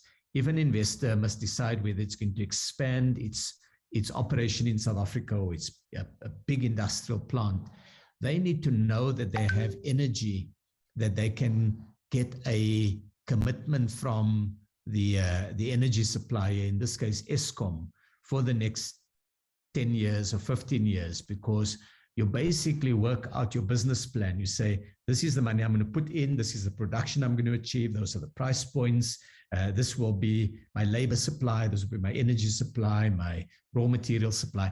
That's your business plan. And no one will do a business plan if they don't know that they will get the raw material, the labor, the energy, and so on. And so currently Eskom is constrained in some of the commitments it can make for the future because of the energy challenges. So in the new APP, we will put more weight on the collaboration between DTIC and national departments and national entities. So that's now a specific element that honorable members will see inside one of the KPIs as an area of focus. On the question of promoting solar power that Honorable Mulder raises, it is an important element. What we do need to do is both for climate change reasons, but also to ensure greater security of energy supply, we have to diversify the sources of energy, the technologies that are used for energy. And so we're working on more solar, more wind in the new renewable energy IPP has opened up. So there will be a significant bidding process now to finalize it. The initial bids have been in, and an announcement is expected. I think it is the end of April. So more solar energy is coming and will be coming into the grid. Among energy specialists, there's still a debate on how much energy do you need to have from what is called baseload sources. In other words, sources that works 24 hours a day, whether it is coal or whether it's nuclear, whether it's gas, versus those ones that are in a pattern. For example, solar is only when the sun, during the sunlight hours, and then a little bit of solar energy can be stored through the concentrated solar system, the CSP technologies. With wind, of course, it depends on the level of wind in different parts of the country. So that's outside of the area that we in the DTIC have significant expertise. So we follow the advice of specialists in that area, but we're trying to de-risk with these multiple sources of energy. In the long run, the significant new source of energy will be green hydrogen energy.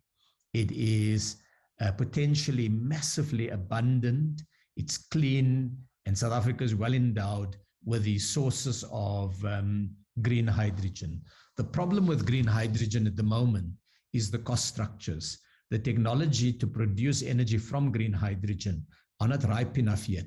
So the price doesn't compete favorably with other sources as yet. So South Africa is now committing to investing a lot more in these technologies, because it's only with that investment that you can begin to bring the prices down.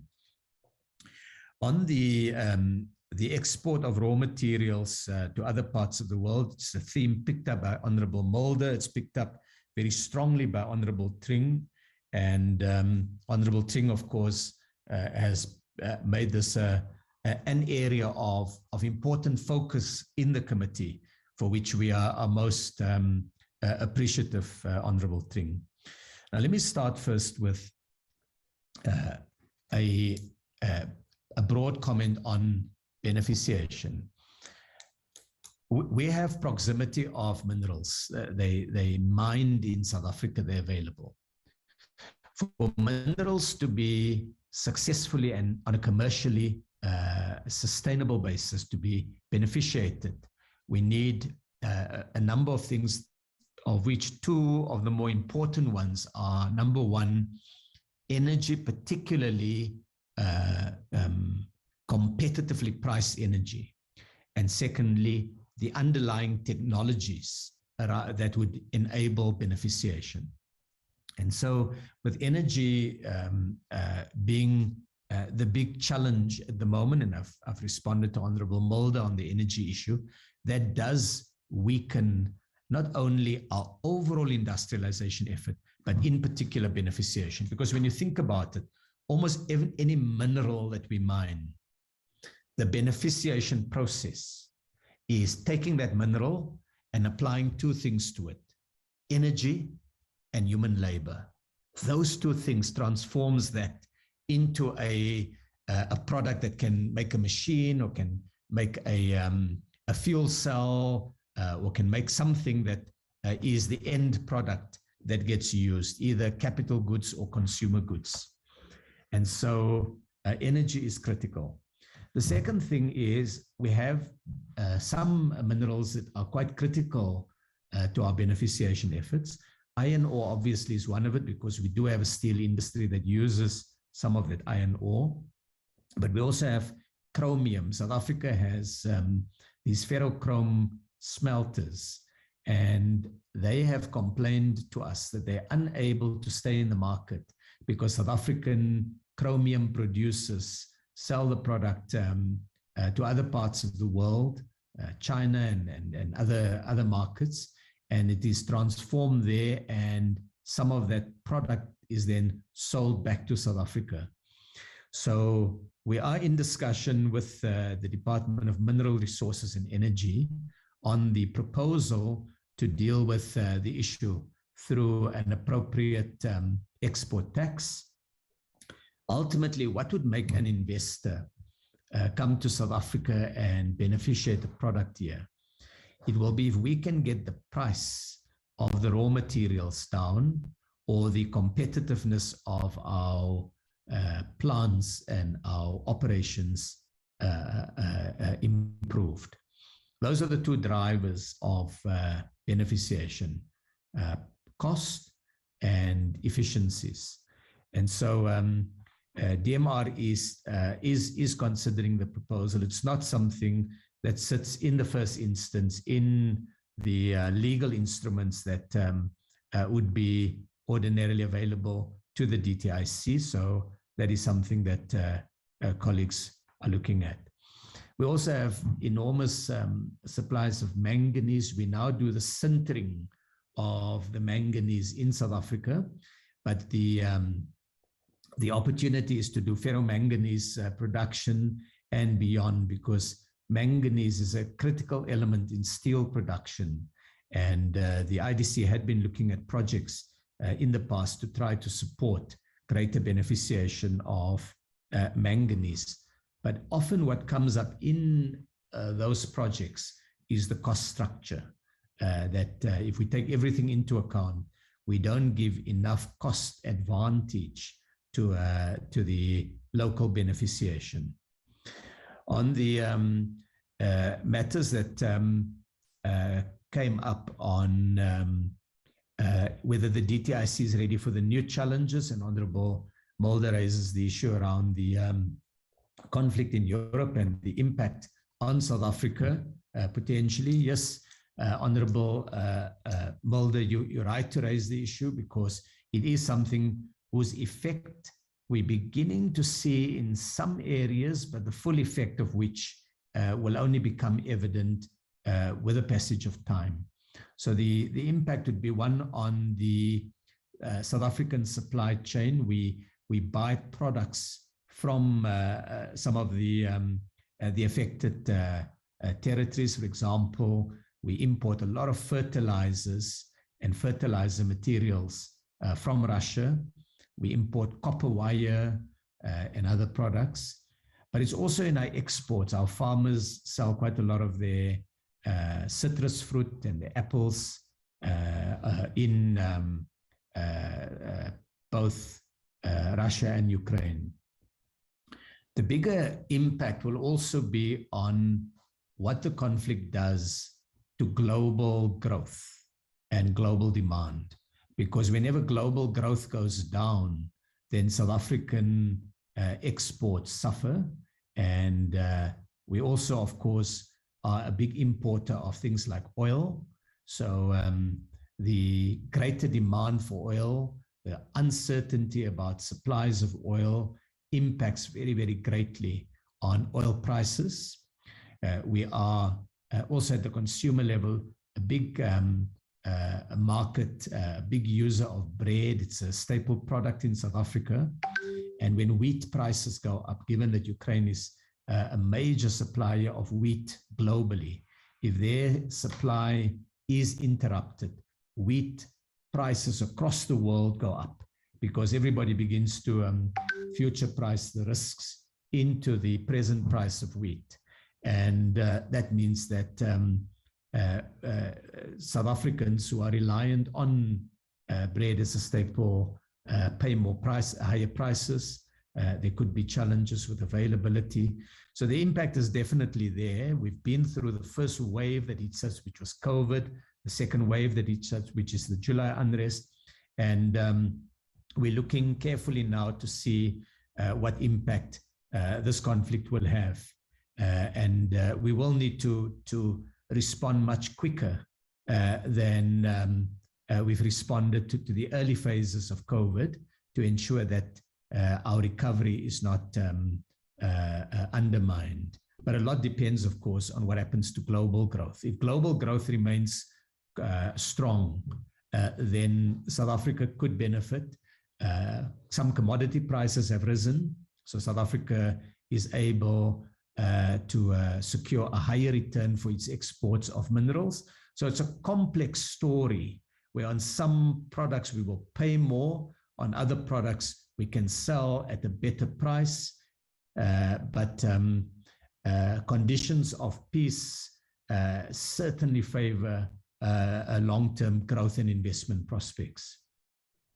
Honorable Tring, I've spoken briefly on the SOEs, but you are right that poor performance of a state-owned company is a drag on the economy. So what is being done? There's a few things that's being done. The first and most significant bit is a renewed focus on how to improve governance of the state-owned companies. The second element, because the first part of governance was trying to deal with corruption, trying to get the influence of the Guptas out of Eskom and Transnet and so on. But it's not sufficient to only deal with corruption, important as it is. It's also to ensure that the governance arrangements are fit for purpose in looking at the long-term viability of state-owned companies. And my colleague, Minister Pravin Gordhan, of course, is active and hard at work on that one. The President has also put in place a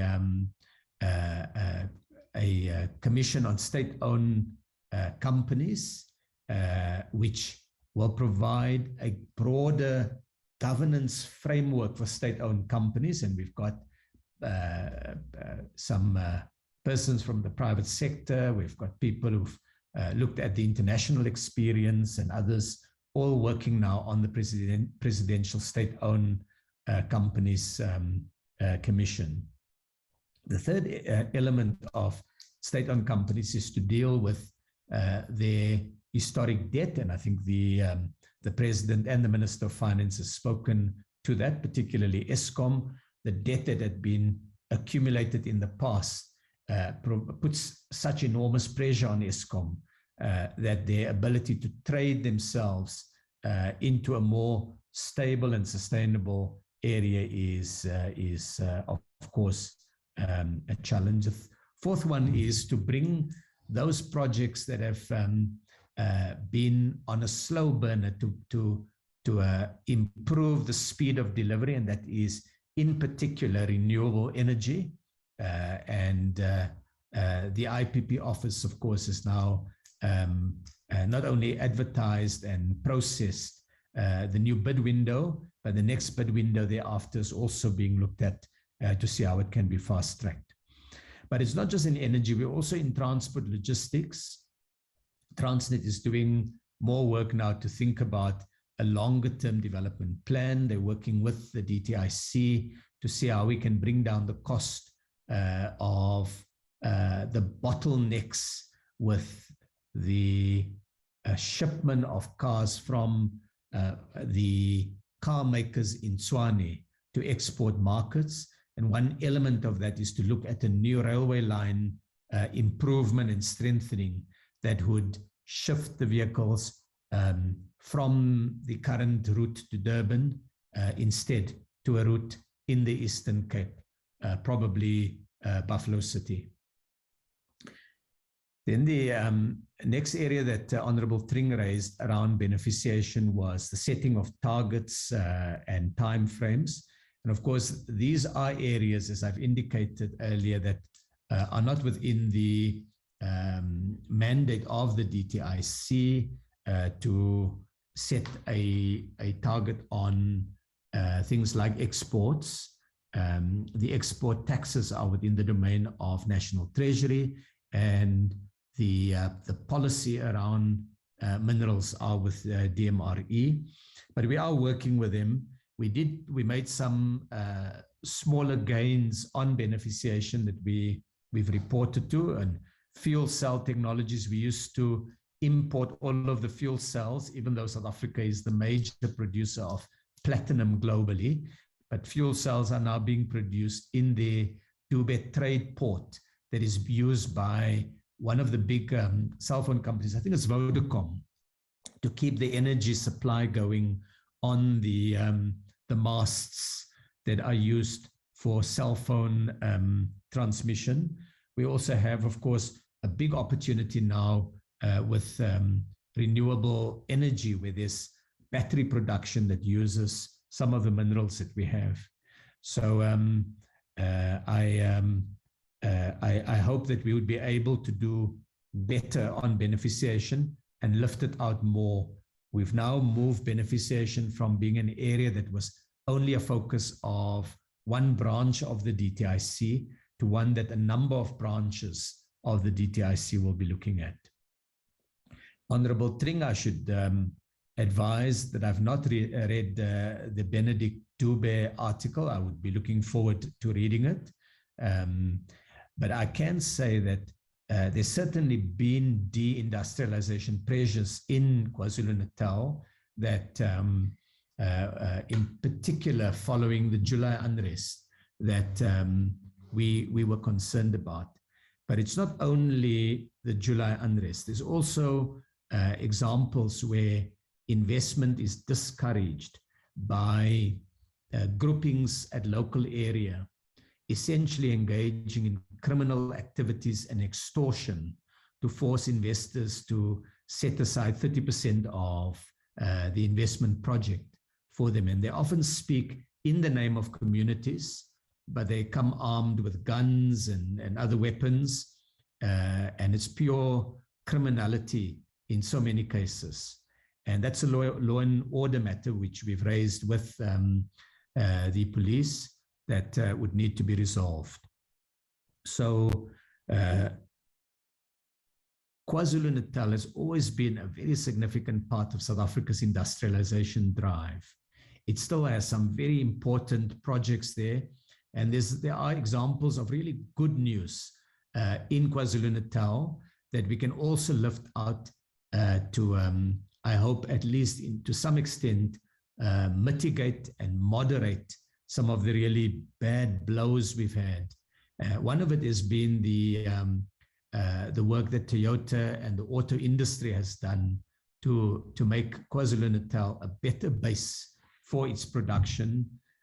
DeFi, which is a maker of white goods, has consolidated their operations from the Eastern Cape into a mega operation in KwaZulu-Natal, and we are hopeful that they would be able to increase production there, targeting the new opportunities elsewhere on the African continent. There's a major paper mill project that the sponsors are just waiting for a date when we can come and do a ribbon cutting in KwaZulu-Natal. And there's a few other industrial projects like that. But we must not be complacent unless we can resolve the underlying challenges in KwaZulu-Natal. And I would put the crime issue as a significant one. We are going to have investors being cautious, and KZN is well positioned to be a major driver of industrialization for South Africa if we can get these fundamentals right. Honorable Mbuyani, thank you for the comments that you've made about the joint KPIs.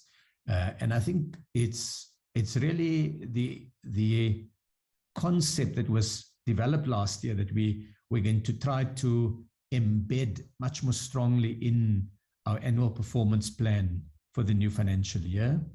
The IDC has been asked to align its work to these key areas of focus of the department, particularly the industrialization and transformation ones, but also the capable state to improve the turnaround times of the IDC and to move from being an adjudicator of projects that people come in, where the IDC may say, yes, we support this, or no, we don't support this, into being more of a partner that says, we can't support the project in its current form, but here are the challenges which, if it can be fixed, would enable us to overcome the problem. So getting that mind shift from just being a banker that says yes or no to being a development banker, or to be more than a bank, that to be an industrializing agency, is what we're working with the board now to embed inside the IDC.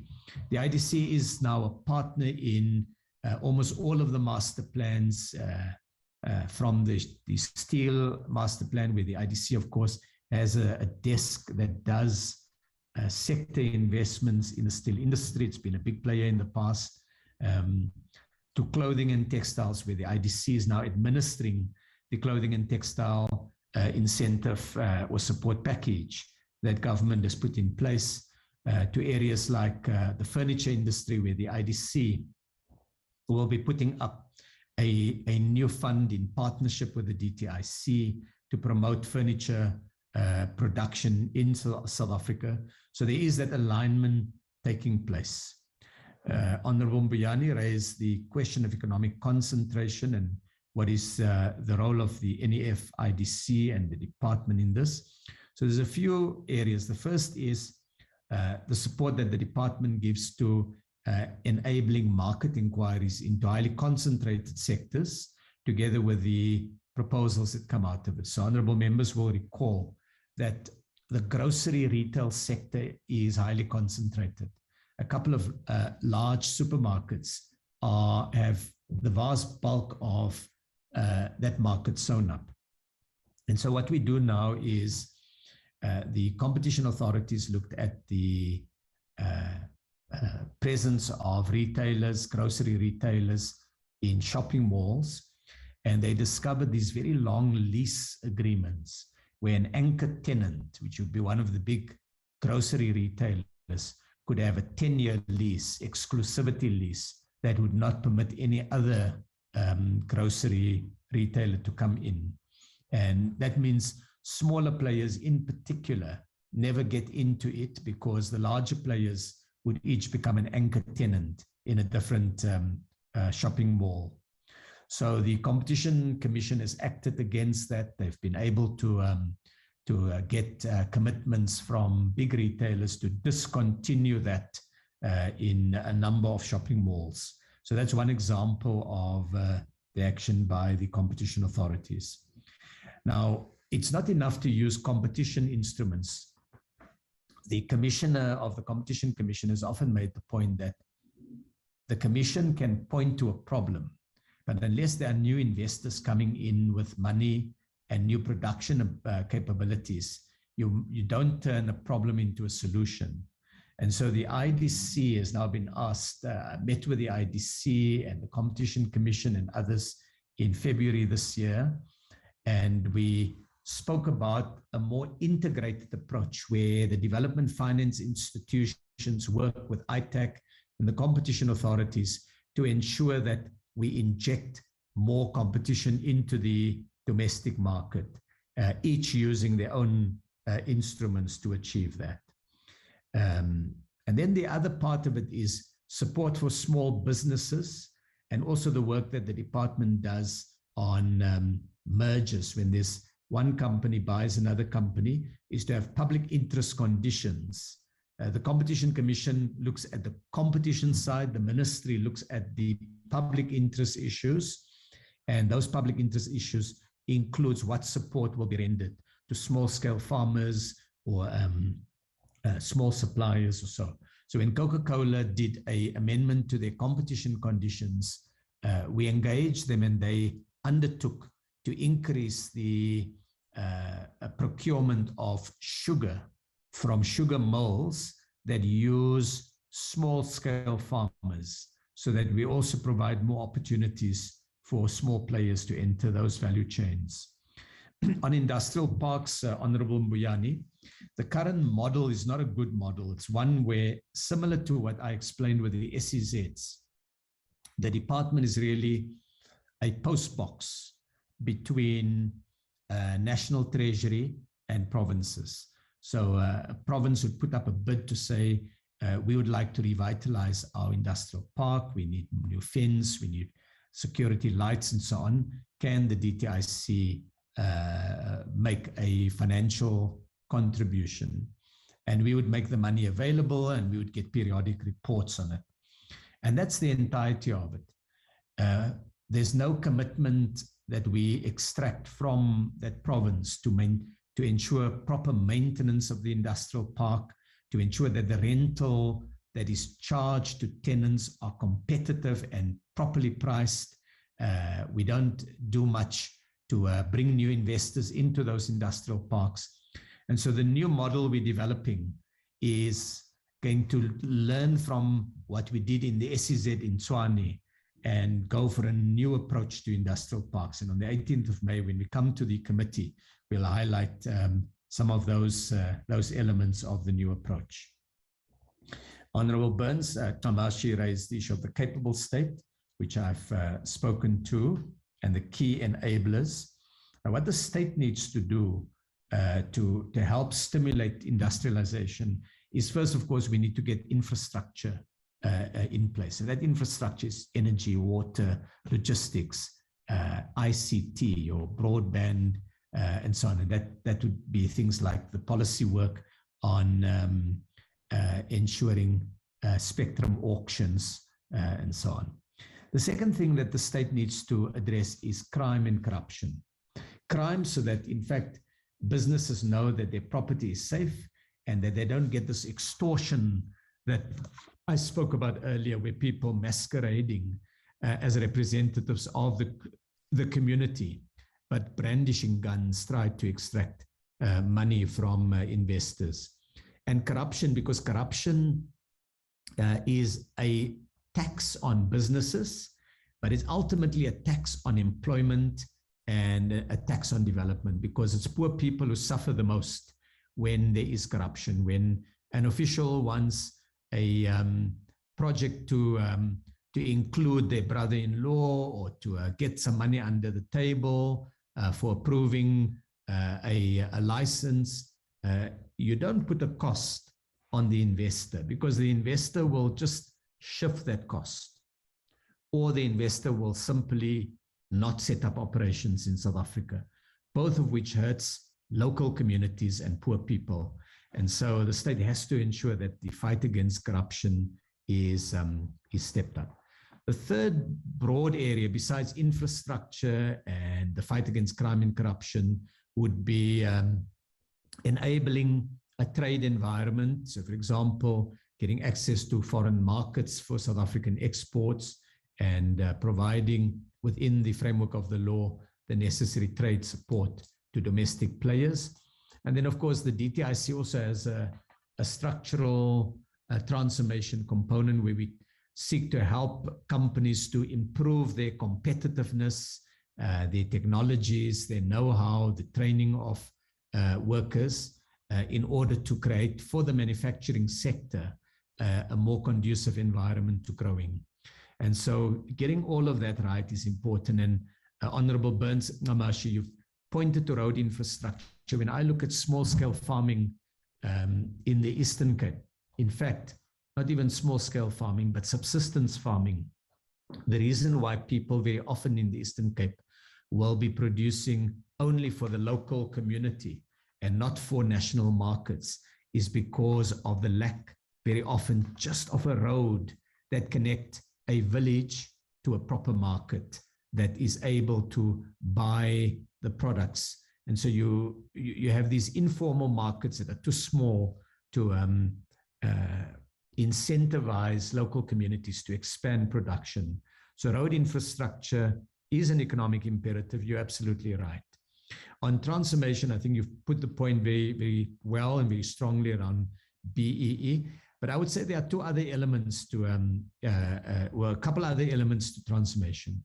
The one is to support transformation in which workers of businesses get more opportunity to share in the wealth that they generate. And it's been some very good examples. And it's also helped to pioneer a new model of empowerment in the country.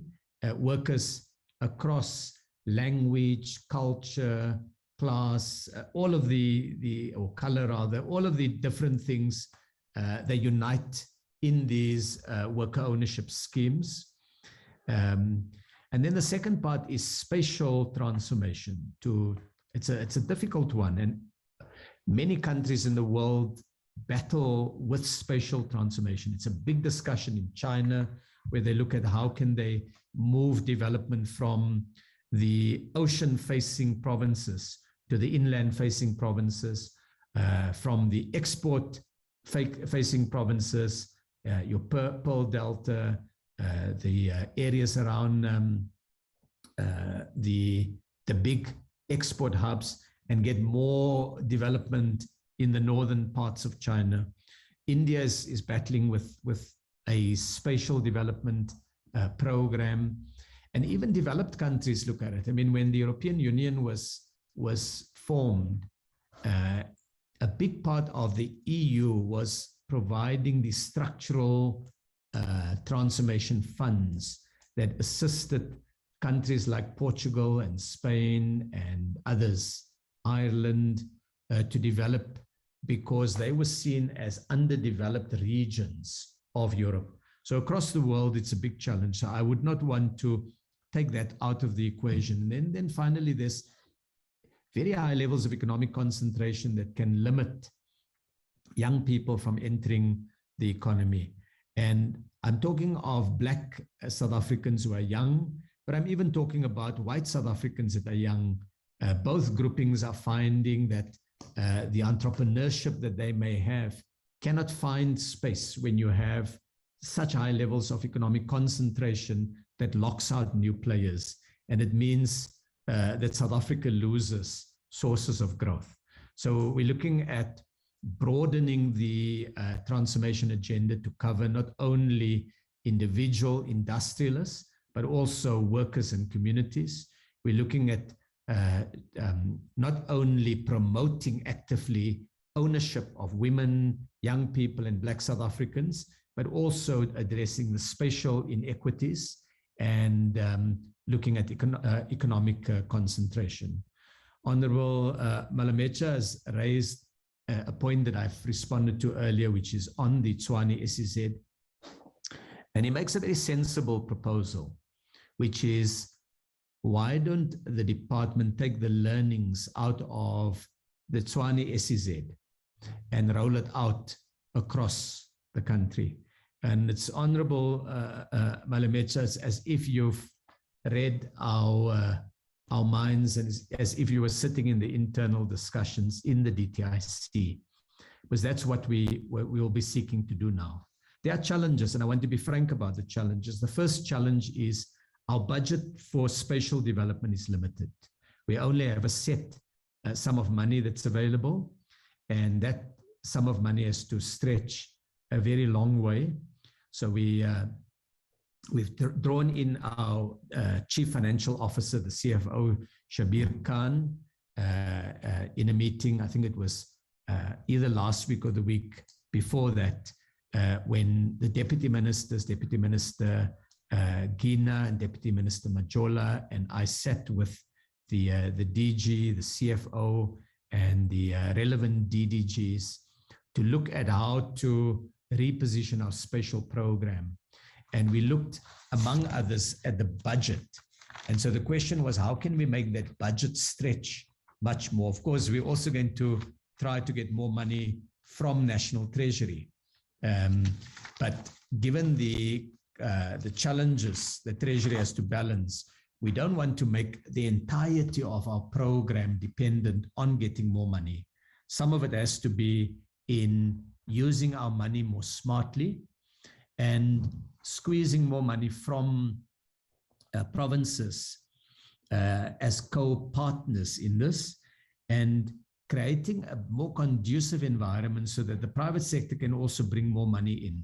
Private sector is obviously not going to bring money into the same areas that the state brings in. We may bring it in, say, for bulk infrastructure, but they may be able to bring in into other areas like the top structures, or they will bring in the big investment that will then buy the machinery and set up the operations and so on.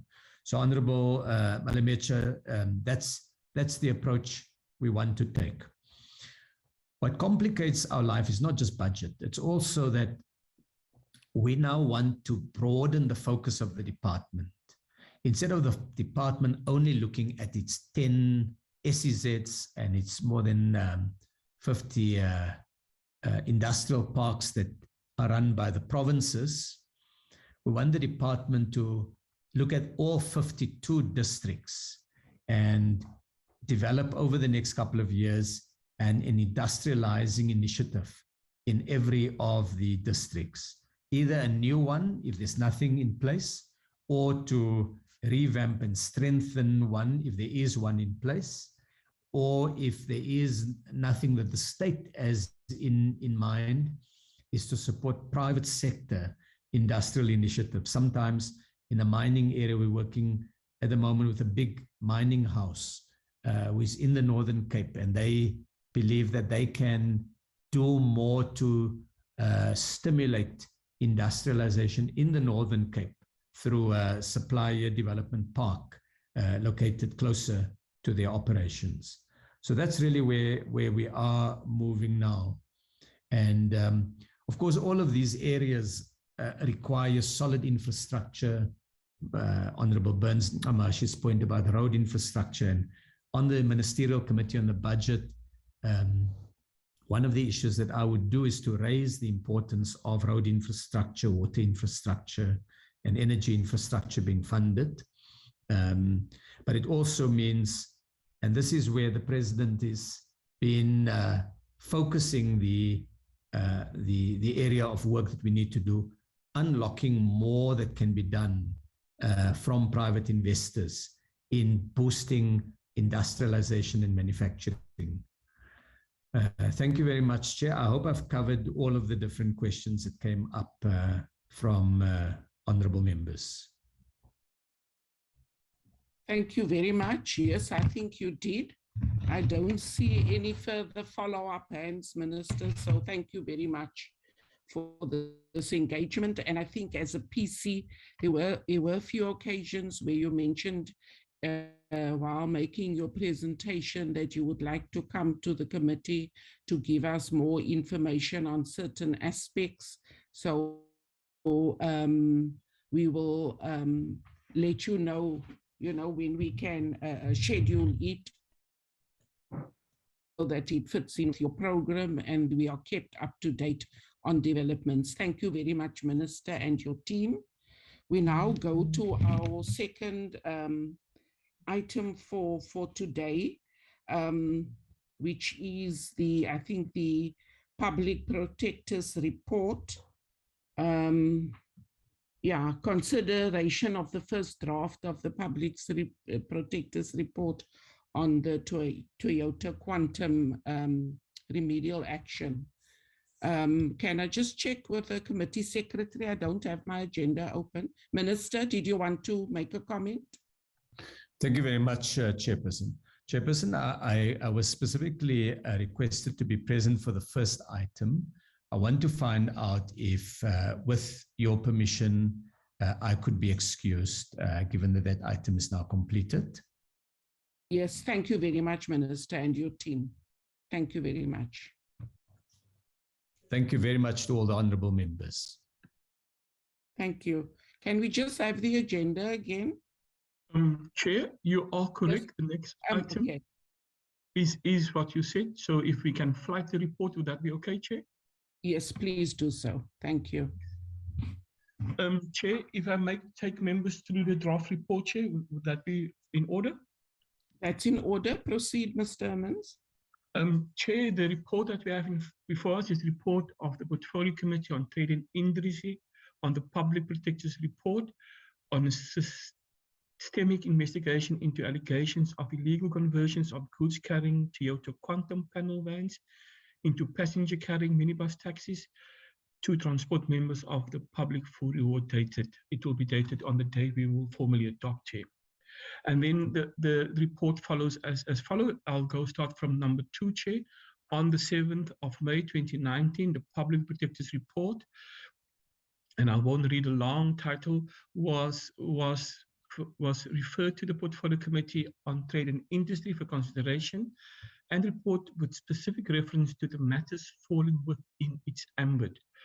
The committee was required to consider whether it was satisfied with the remedial action taken by the Minister of Trade, Industry and Competition to take urgent and appropriate steps to harness and foster good effective, efficient work relations between the National Regulator of Compulsory Specification, the NRCS, and the South African Bureau of Standards, SABS, as well as to ensure that these two entities complement each other in the interest of government, members of the public, and any other applicant may be in need of their service.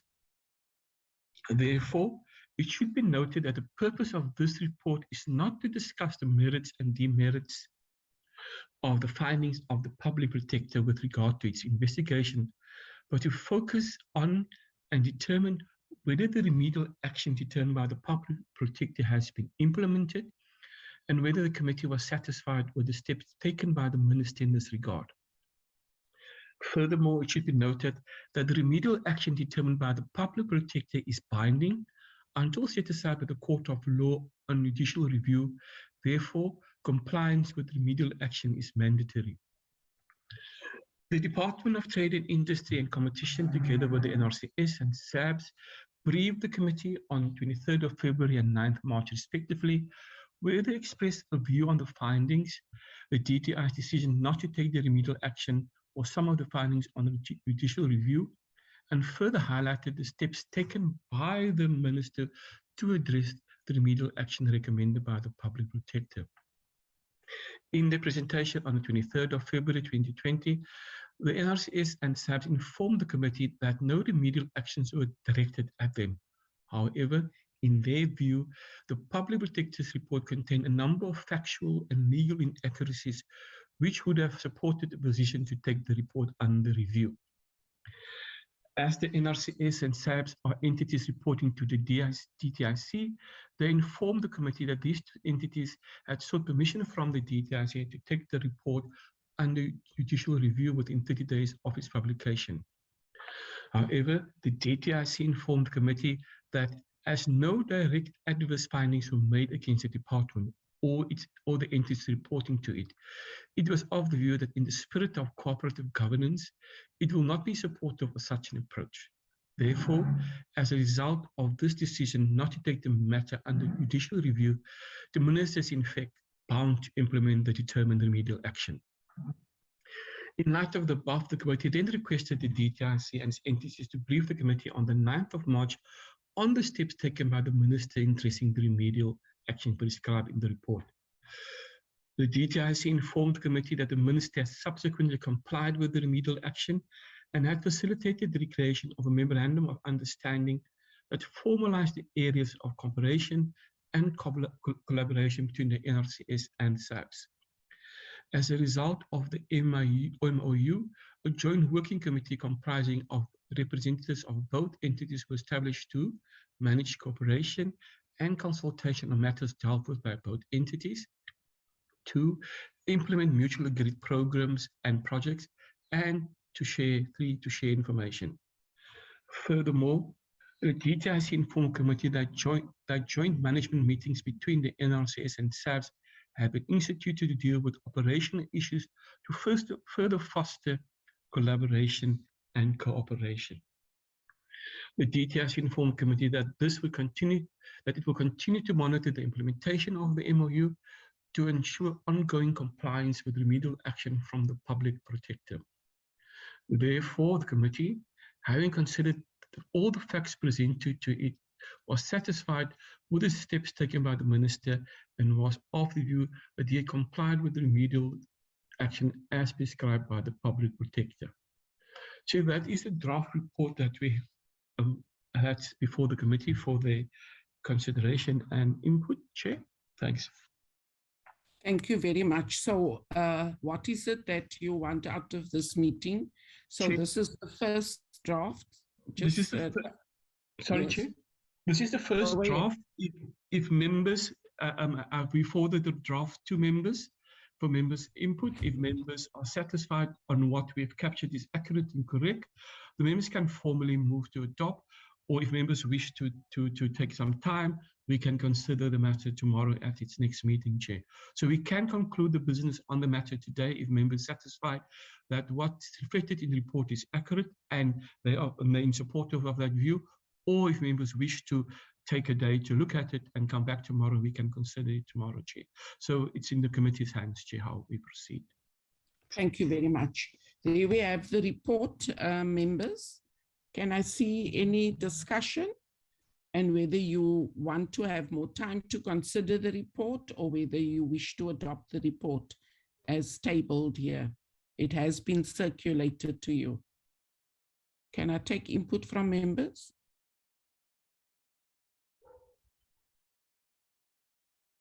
Chair, Mr. Mbuyani. Honorable Mbuyani, yes. Chairperson, thank you once again. Chair, I will propose that we adopt the report as presented. Thank you. Thank you very much, Honorable Mbuyani. Can we have the seconder for the motion to adopt the report as read out by the PC Secretary, Honorable Motaung? Thanks, Chair, for the opportunity. I second the adoption of the report. Okay, so there we have it, Mr. Hermans. The report is now adopted. I don't see any hands for, yes. Just in terms of procedure, to ask if there's any objections, so that we clear there's no objections. Yeah, I was just going to say I don't see any hands objecting to the objection to the adoption of the report as tabled. Any objections, PC members? Chair. No, none. So we take the report as adopted. Thank you very much. As a conclusion to this sitting of the PC, if we can just make a note, committee, can we just make a note as a secretariat on the issues that the minister said that he would like to return to the PC on? I think I picked up 2 occasions, but I think we must just capture it in the minutes and then we can process it going forward. Otherwise, I hand over to the PC secretary to inform us of our next meeting. Chair, our next meeting is tomorrow, and we will be dealing with the briefing by the National Consumer Tribunal on its financial and non-financial performance for the 2021-22 financial year. Chair, we will also, as part of committee business, deal with the committee program for the 2nd term, as well as the oversight programs we will present to the committee tomorrow, hopefully, Chair. That is currently on the committee program, Chair. Thank you. Thank you very much. Can I thank everyone for being in this meeting and for their valuable contributions. We'll meet again tomorrow as we have been briefed by the secretary. Thank you so much. Enjoy the rest of your day. Thank you, Chair. Thank you, Chair. Long Thank live you. the chair. Long live the chair. Thank you.